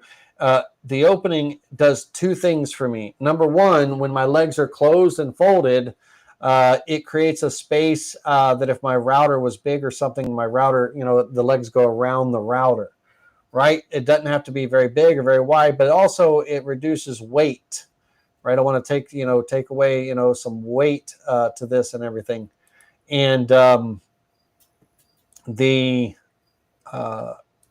whatever size, floats your boat, right? So that is going to be my legs. Now, as far as the magnets, ladies and gentlemen, on this, when this part is cut out, this will be a known number. This will be a known measurement. I'm going to have to, measure and mark because I'm going to have the holes already milled in on the actual assembly parts. Those are going to get milled in with the router bit and stuff when all this is cut. But on the sides of these legs, I got to do that by hand. So I have to measure down, drill. They're only 3 millimeters thick. So very shallow hole. I'll use epoxy or whatever you want, CA glue, whatever holds. Epoxy is good. But on the legs, I'm going to have to manually kind of put them in and make sure I got them placed right. And what I'll do is before I do put the magnets in the legs, I'll get everything assembled because I can do those after, even after it's assembled. But I'll get that assembled and everything and make sure that not glued up, but dry assembled. Make sure that, everything just kind of lines up and stuff. But this is going to be the leg. So here's my 3 parts. So I've got my left side, my right side, and my leg. I need 2 of these.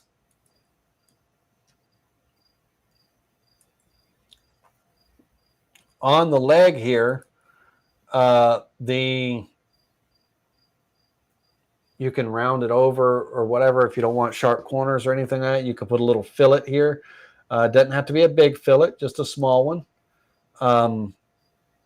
Just to cut, not that kind of fillet either, a normal fillet. You could throw one here and here, kind of, round off that, soften it up a little bit, type of thing, just to break that sharp corner of that edge. But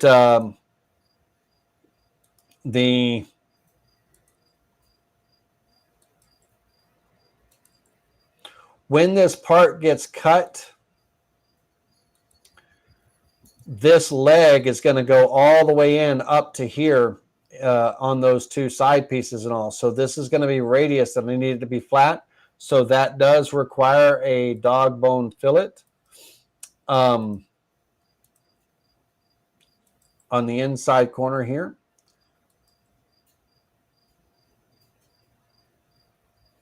And here.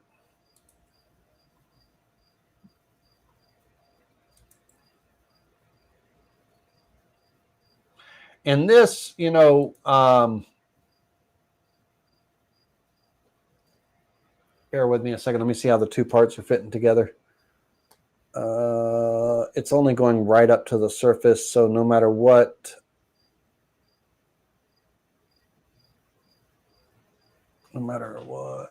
yeah, I don't want dog bone fillets. I want T-bone fillets on this one. Let me undo that.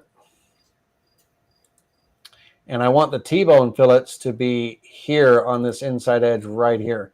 So that way when my part comes in, that fillet is hidden in that part to an extent. So there and there. There and there. I mean, if I'm going to go through the trouble to hide the parts here, might as well do it here as well too. Those little things. Okay. And then this here minus this rectangle. So we don't need this rectangle anymore. The rectangle was used to create the leg. I'll make these files available if anybody wants this. But this is the tabletop. We're going to have to put it on its own sheet. That's where the mortises get cut out. Now, here's the deal, ladies and gentlemen. The opening. I said earlier that this wasn't a two-sided job. Well, technically, it is a two-sided job on this particular sheet. Let me get a 4-inch by 4-inch plate there.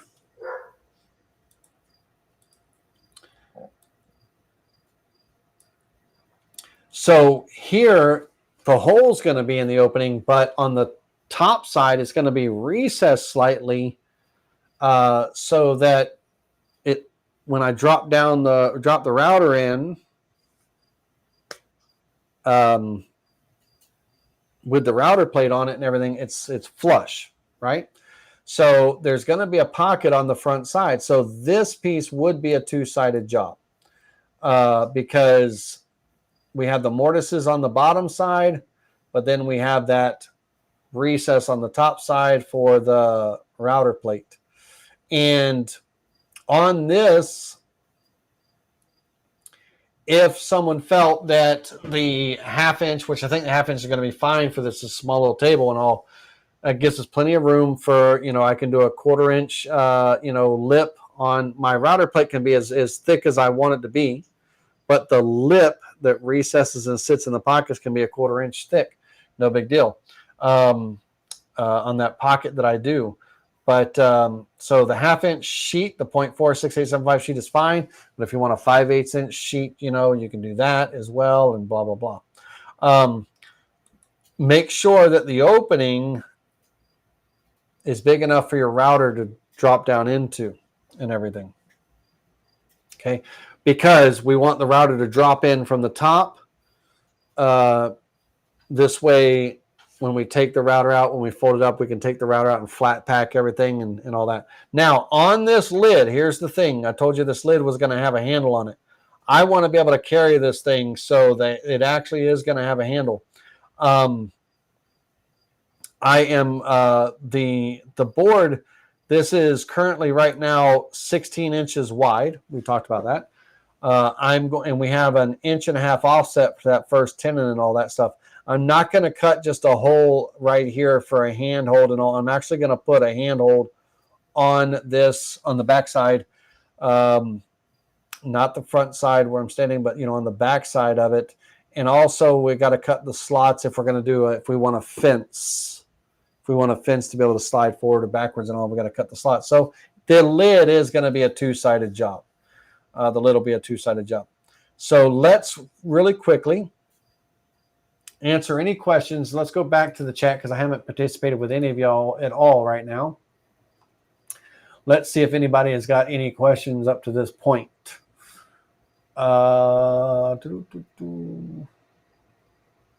My dogs need to be dragged out. That is true, Keith. Lainey won't go out. Unfortunately, I got to put down puppy pads for her because there's no dragging. She'll go lock herself in the closet. She's got a kennel that she'll go. I'd never close the door on her crate, but she'll go lay in that, or she'll go lay inside the tub. I got a glass enclosure. She'll put herself inside the tub whenever there's a storm. She locks herself away. I don't know. It's just crazy. But anyway, there's no getting her out at all. So when the storm ceases, that's my window to get her outside. I love her to death, but she drives me crazy with that. All right. Any questions up to this point? Ron, I put y'all to sleep, everybody, because I haven't been really talking to y'all. But are y'all doing okay? Y'all with me so far? Are you understanding what's happening here? Yes, sir. All right. What do you think? Let me show you. I can't really show. So I think I may have missed the beginning of this, Wayne. I was having some network issues, but so it looks like this is something you're designing, obviously, for portability to take to a job site or to. Yes, portability, so I could take it to a job site if I want to. I could take it over, like if I'm traveling up to Indiana and I want to take my little router bits and router station with me because I want to do some work up on the CNCs up there, or I just don't want. I've got about 4 or 5 different router stations. A couple of them hang on French cleat walls, and all of them have little mini routers in them. And then I have one that has a big Bosch in it. But I have a router table, but then I have these little mini tables that I can clip to my workbench, or that I've got some that hook on a French cleat. They hook right on a French cleat wall.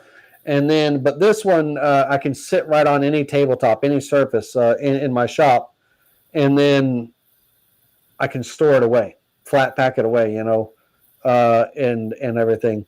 The ones that hang on the wall in the French cleats, they stay there on the wall. I go right from my CNC when I'm making my dust brushes. I go right over to the one and do the flush trim to get the tabs off the parts. And then right next to it is my little 16th inch round over to round over all the parts and everything. Any other special? I don't want to. Those, they're set perfectly for my 1/2 inch UHMW plastic. The sheets that I work with my dust brushes. So I never want to change their settings. You know what I mean? I got the round over bit perfect, that it does not leave a lip or anything crazy like that. It's just it knocks off the edge. I've got my flush trim bit, because the flush trim bit, it's a really small flush trim bit with a really tiny little bearing, and I got it just the perfect height, so it knocks off the tabs and all, and it rides against the wall of my 1/2 inch UHMW plastic. And I don't want to change them. I don't want to. The only time I want to change them is if I have to change the router bit, right? But I don't want to have to take this bit out to put a chamfer bit in, to put an end mill in, to this and that. I'll set up little router stations everywhere to make my, my little edge, all my edge forming and cleanup stuff, that. So this little fold away table and everything will just give me kind of a portable table that, I can set up with different bits or one bit or whatever the case may be. But I can set it up, do my work, and then fold it away, hang it on the wall, whatever, and it's out of my way, right? Whatever. So that's that. But this leg assembly and everything, and the way that, it is kind of self-enclosed, and it splays the legs out perfectly, and it holds them in place and everything, and all at that perfect angle and all, is great for, like in bed trays, TV trays. Let me show you. in the bed serving tray. So like these things, right?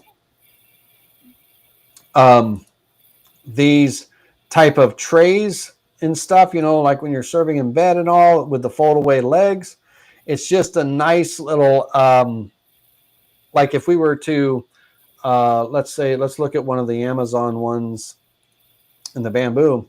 So let's see here. Here, I don't know if it would show the bottom side, but we'll use this picture as an example. Here, there's a bolt right into the leg, and then the edge of the table is what holds it is opposite at an angle. There's nothing really, there's no real structurally strong support there for to take any kind of weight or anything like that or what have you. And there's a possibility that this could flex and go past that 72-degree angle. It's just kind of chintzy, right? So the stronger reinforced kind of leg, that locks in, gives you just that little bit more stability, right? So it doesn't have to be for this little. For me, I'm using it utilitarian for a router table. But, any of these type of little serving trays or anything like that, you can, use that kind of leg. And again, it doesn't have to be, I'm making my router table out of plywood, of course, right? But solid wood for the trays, for the higher end, trays and all that stuff. And instead of it being just a furniture bolt in there holding a leg and then these little, when the leg comes out, this little wood stop right here that could, it's not a very strong point. It just gives another way of those legs, right? A little bit, give it a little bit of beef, especially, with solid wood and all. So that's all. That's the whole purpose of that, Ronnie. That's what I'm, doing and everything. That's pretty slick. And all. So on here, this sheet, let's take this and hold down the control key and drag a copy down here. Let's say that this is the top side at this point, so you wouldn't see the mortises in there. And what I would probably have is couple of slots. Probably a couple of slots for the fence, if I wanted a little fence. And I'll show you a cool little fence for these. Give me a second. Mirror, flip about the line. And so a couple slots, and then a little pocket. So this would be the opening for the router, and it could be round. It doesn't have to be square, right? It doesn't have to be, whatever fits the router, whatever the router fits in. But there'd be an offset a little bit further out. Oops, hold on. Try that again. A little further out. That this whole thing would be recessed down 1/4 of an inch, and then my plates. Imagine, if you will, let's see if I can do this. Imagine that this is my little palm router, and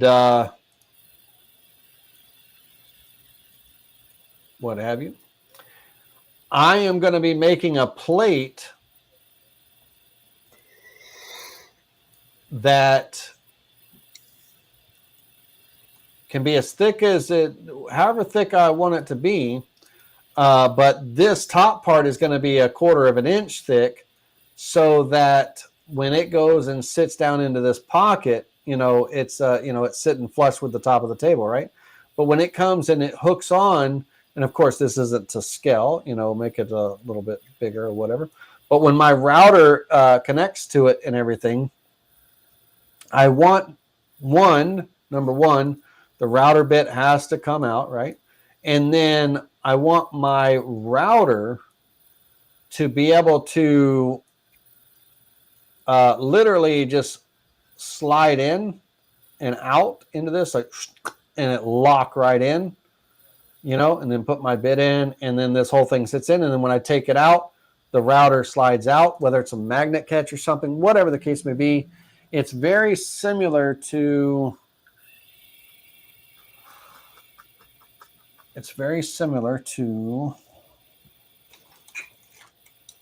I don't even know if I have, I think it's already out on my CNC.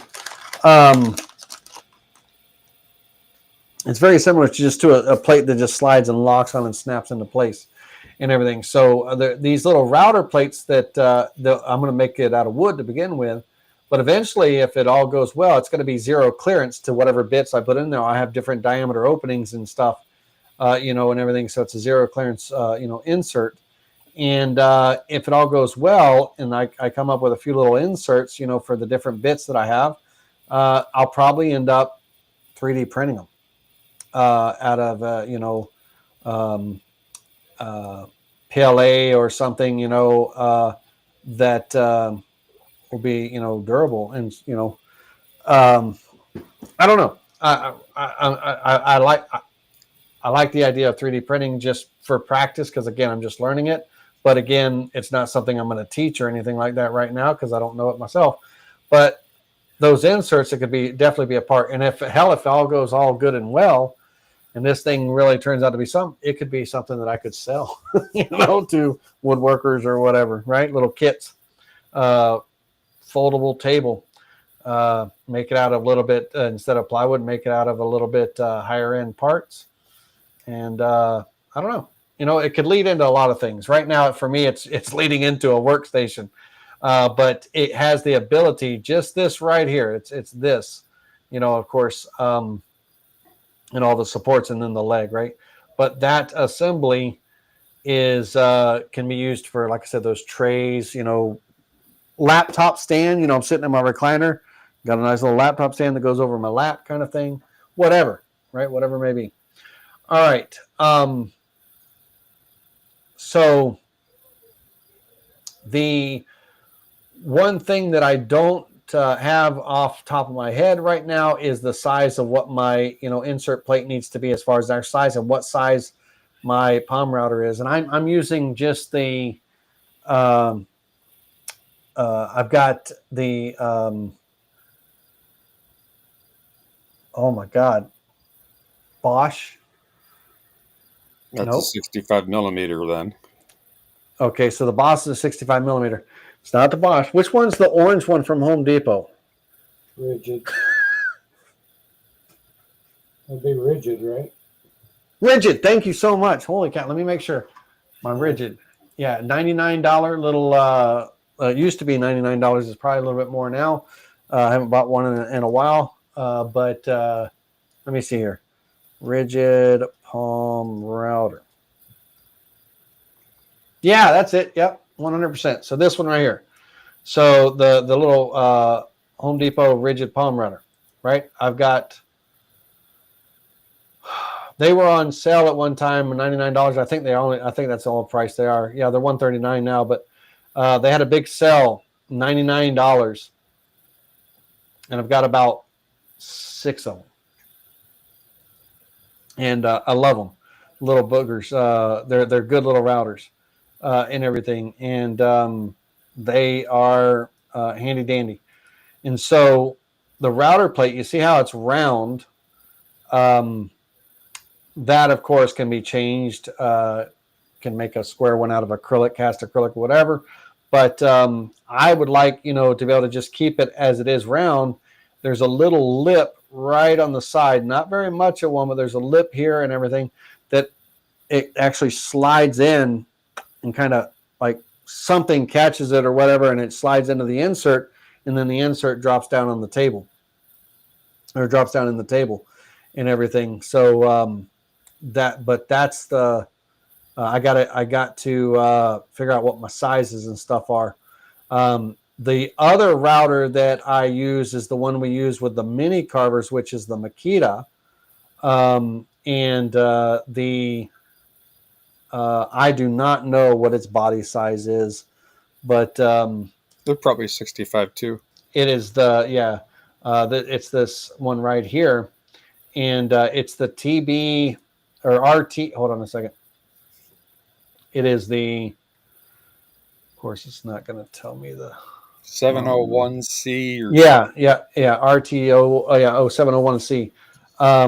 Good little router, and we use that with our the mini carvers. So I got a couple of those if I ever need them and stuff like that. But I started off, back in the day, when I was, and I can show my own videos. Laney, Shaughnessy.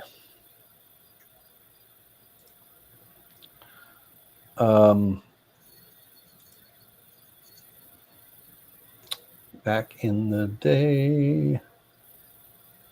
Let me see.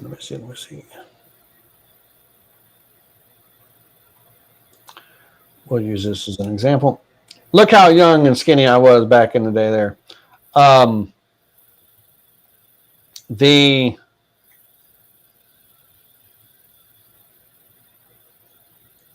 So yeah, it's the rigid.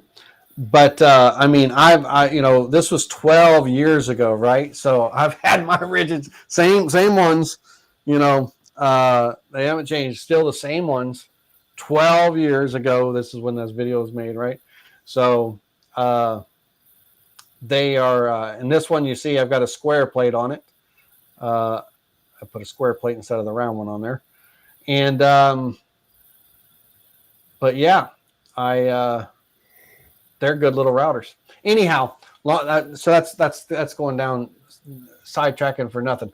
I got to figure out what my plate size is that I would need for my actual insert, and then what size the little compartment area is going to be. And we'll when I get it figured out, I'll draw it and everything, and we'll design it in one of the classes or something. But I want it to snap in. I want it to kind of like when it locks in. I don't want it to be able to like over time. It's not gonna be able to move outside, but I want it almost like to click, when it slides on, when I put that insert on, it slides on, it clicks, and then it drops down into the top of the, through the top, put the cord in, plug it in, and all that stuff. I want it to kind of click into these inserts, and I can do that. I can make that happen with a little mechanism and stuff. And, with like, the thing that's cool about 3D printing, let me see if I can get us up. We're going to go big for just a second, guys. The thing like 3D printing, like this little part here, that little hook right there, when the part goes on, that fits on, that little hook snaps and it locks the part in place, right, kind of thing. And that's exactly, I want, when I slide that router into that drop-in insert, I just want it to kind of click into place, or whatever the case may be, and also we'll get it, I'll get it figured out, however that goes. So yeah, save. Yes, I got to save this because none of this has been saved. This was off the cuff right now. Besides me drawing it out earlier. Let's see here. Save as.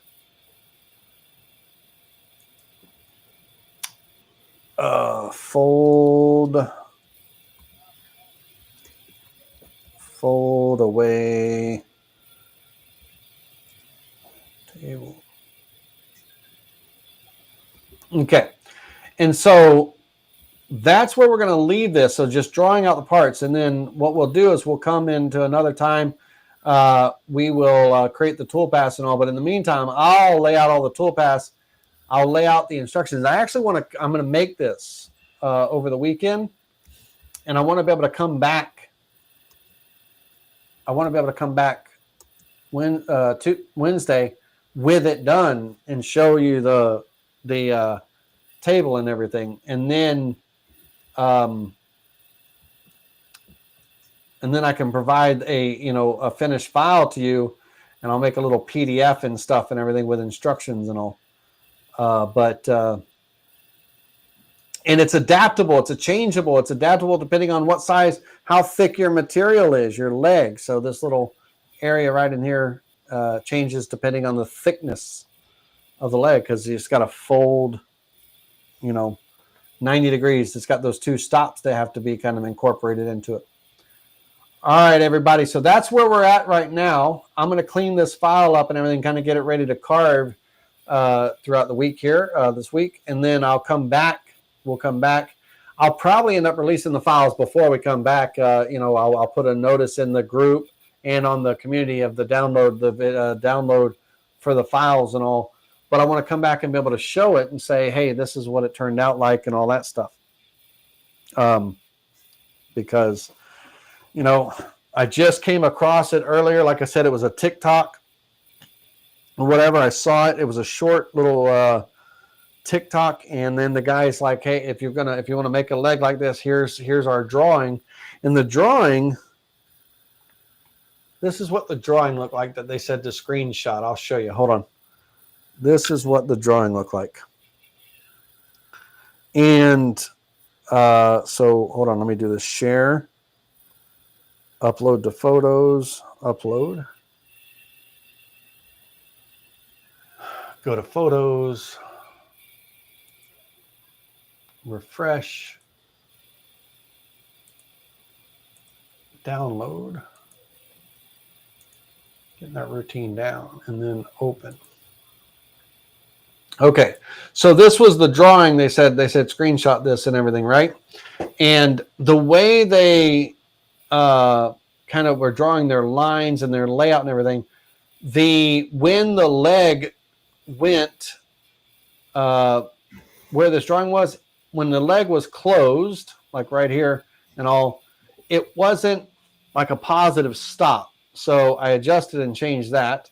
And then also when the leg was at the 72 degrees, which I determined was 72 degrees and everything, was a good angle. In their drawing, it didn't quite line up. So I redesigned it to make it simpler and stuff. And so now there's a positive stop at 72 degrees and a positive stop at 0. And you just adjust it based on the thickness of your material. Right? So that's that.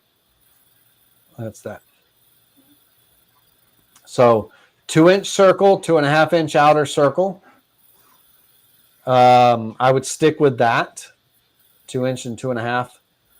And then draw out how thick your board is. Make a long leg, 10 inches, by however thick. And then have one at 90 degrees, one at 0 degrees up and down. And where the edges are, where the edges fall, that's your trim lines to make those two angles right there. Just like we did in the beginning of this class and all. And it just varies depending on the thickness of your stock. You know what I mean? So, and that way you end up with, that table with that 72 degree angle or closed. And real quick, before we say goodbye, on the side table here, I told you this was 16 inches. I'm probably going to have the piece 17 inches, but the extra inch is just going to be a place with a handle. So let me just draw it in here.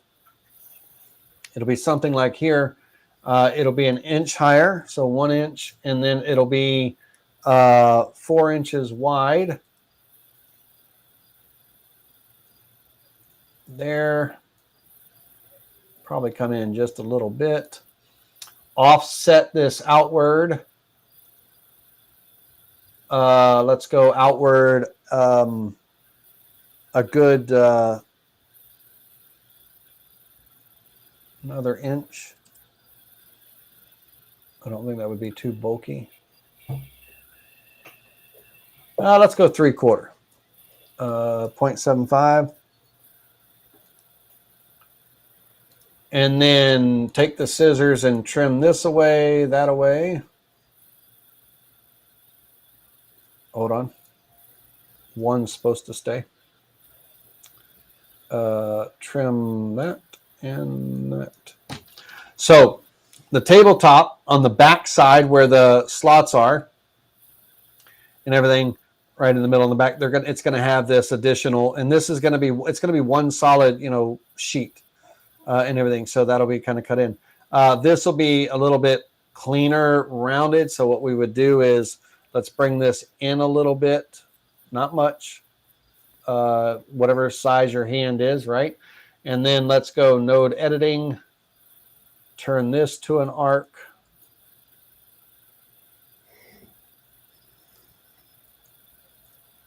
Turn this to an arc. And then let's make it for a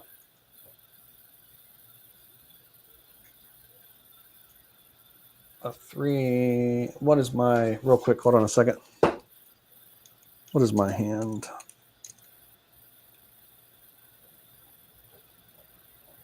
Three and 9/16.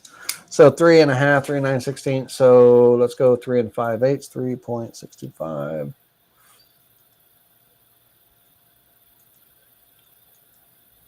Let me go into node editing real quick. I'm going to take this set of nodes, that set of nodes. I'm going to right click and I'm going to horizontal that and just pull those out just a little bit. There we go.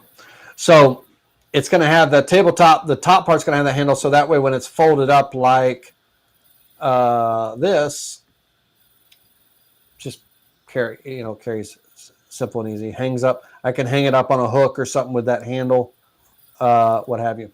So that's where we're at, ladies and gentlemen, with this.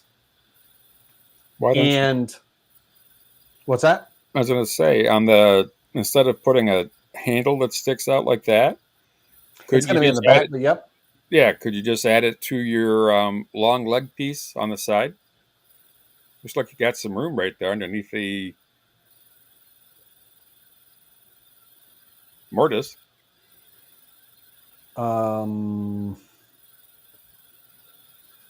Where at, JR? Yeah, right in between the table and the mortise on the leg piece. Yep. In here? Yeah. Go down, up, go back over to the right. Hold on. Let me see if this view helps. Does this help? Yeah. How about putting it like, see the middle mortise? In here? Right inside there somewhere, yeah. Oh, you're talking about maybe cut like, that opening there and your hand goes down in there and kind of wraps around this. Yeah. Like a handle. Is that what you're saying? Yep. Like for instance, like this. You're saying just an opening. Yeah. With that.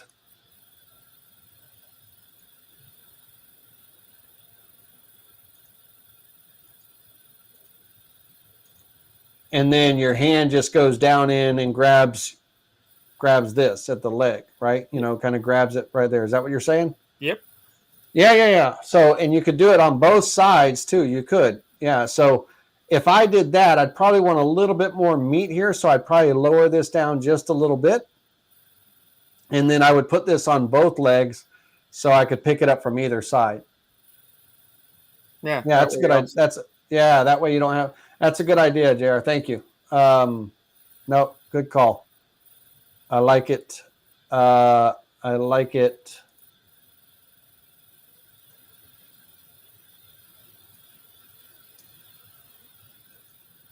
And also it'd probably be a little bit better balanced that way too.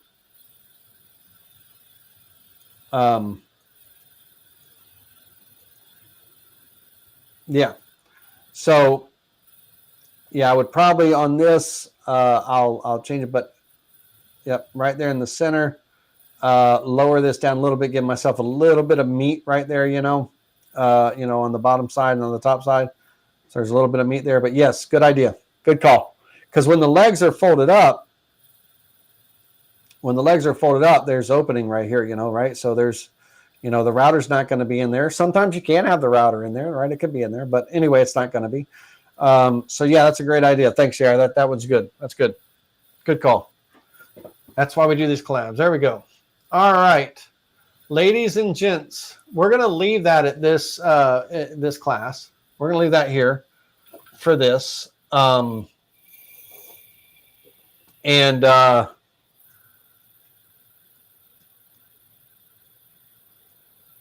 going to leave that here, and then I'm going to clean this up. I'm actually going to make this part, see how well, the concept is and all that. And, I wanted to show you, before you leave, I keep saying this. This is the last thing. I wanted to show you a picture of a neat little fence, if I can find it very quickly. If I can't find it quickly, then I'll show you in the next class. But mini portable router table DIY fence. Let's see if old Google does me right. All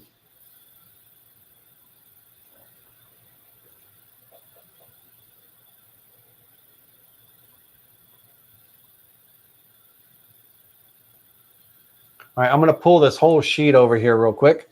So on the screen, there's all types of, little fences, like, just a little DIY little fence that you can do and everything. Very, simple, quick, and easy. And these little, fold away type tables, or these little hanging tables and everything, right?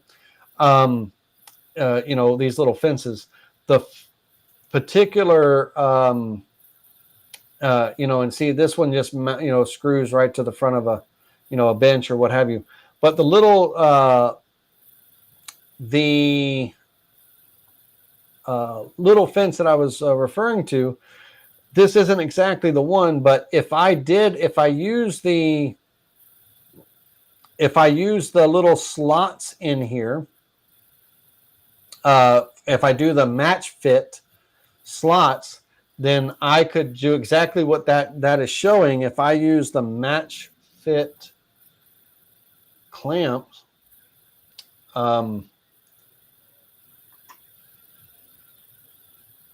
this little, they're small, but the little match fit clamps, this slides into that groove, and then it just, clamps down back on the, on the back side of the fence back here. And stuff, and very simple and easy. If I do that little, and here's kind of a side view of that. If I did the, fence, if I did the match fit handles there and everything, but the one that I really wanted to show you, I believe that, yeah.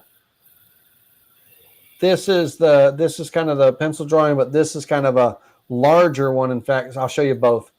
So on the outside, that 1.5 inch overhang on the table, if I didn't do the slots, if I didn't want to do the slots with the little wing nuts, which I could, that's what the slots are there for and all that stuff.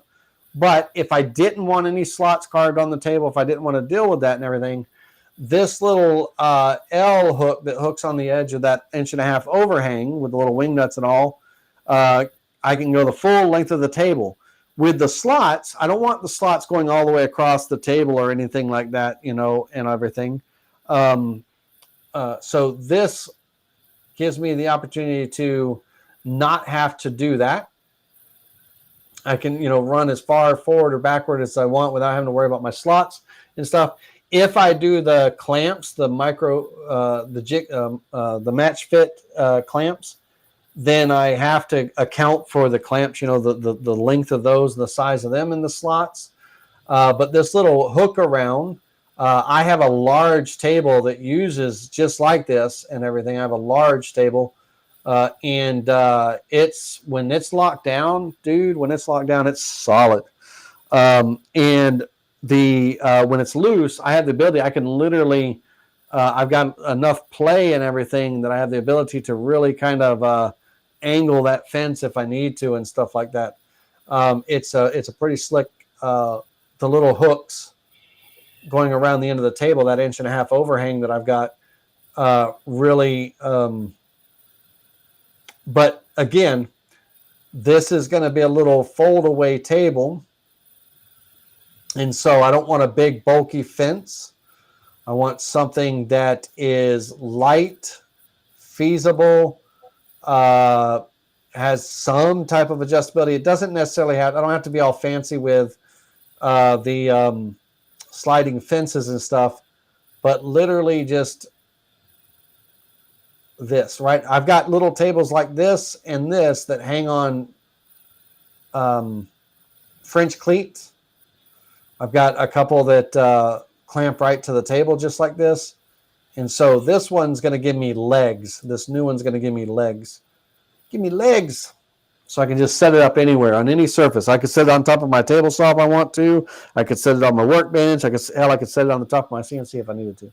Right? So it's just got little legs and all that stuff. It's not big and bulky and all that. So that's what I'm going for.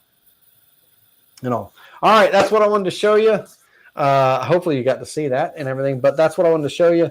I'll figure out what the fence is going to be when it's all said and done.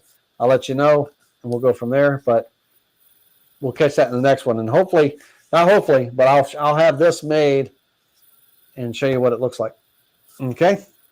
Thanks, Laney. Take care. All right, everybody. Y'all have a wonderful evening. Thanks, everyone. Doing a See you class now. tomorrow night. Yes, yeah, we're finishing. We're not finishing, but finishing. I think it's finishing, but yes, we're continuing with the. Man, my hands are beat up the floor, boy. We're continuing with the poker table design. So if you saw any of that, we made the pieces, individual pieces of the poker table. Now we're going full scale, the stand and everything and all that. So tomorrow we're finishing that up. All right, everybody. Y'all have a wonderful evening.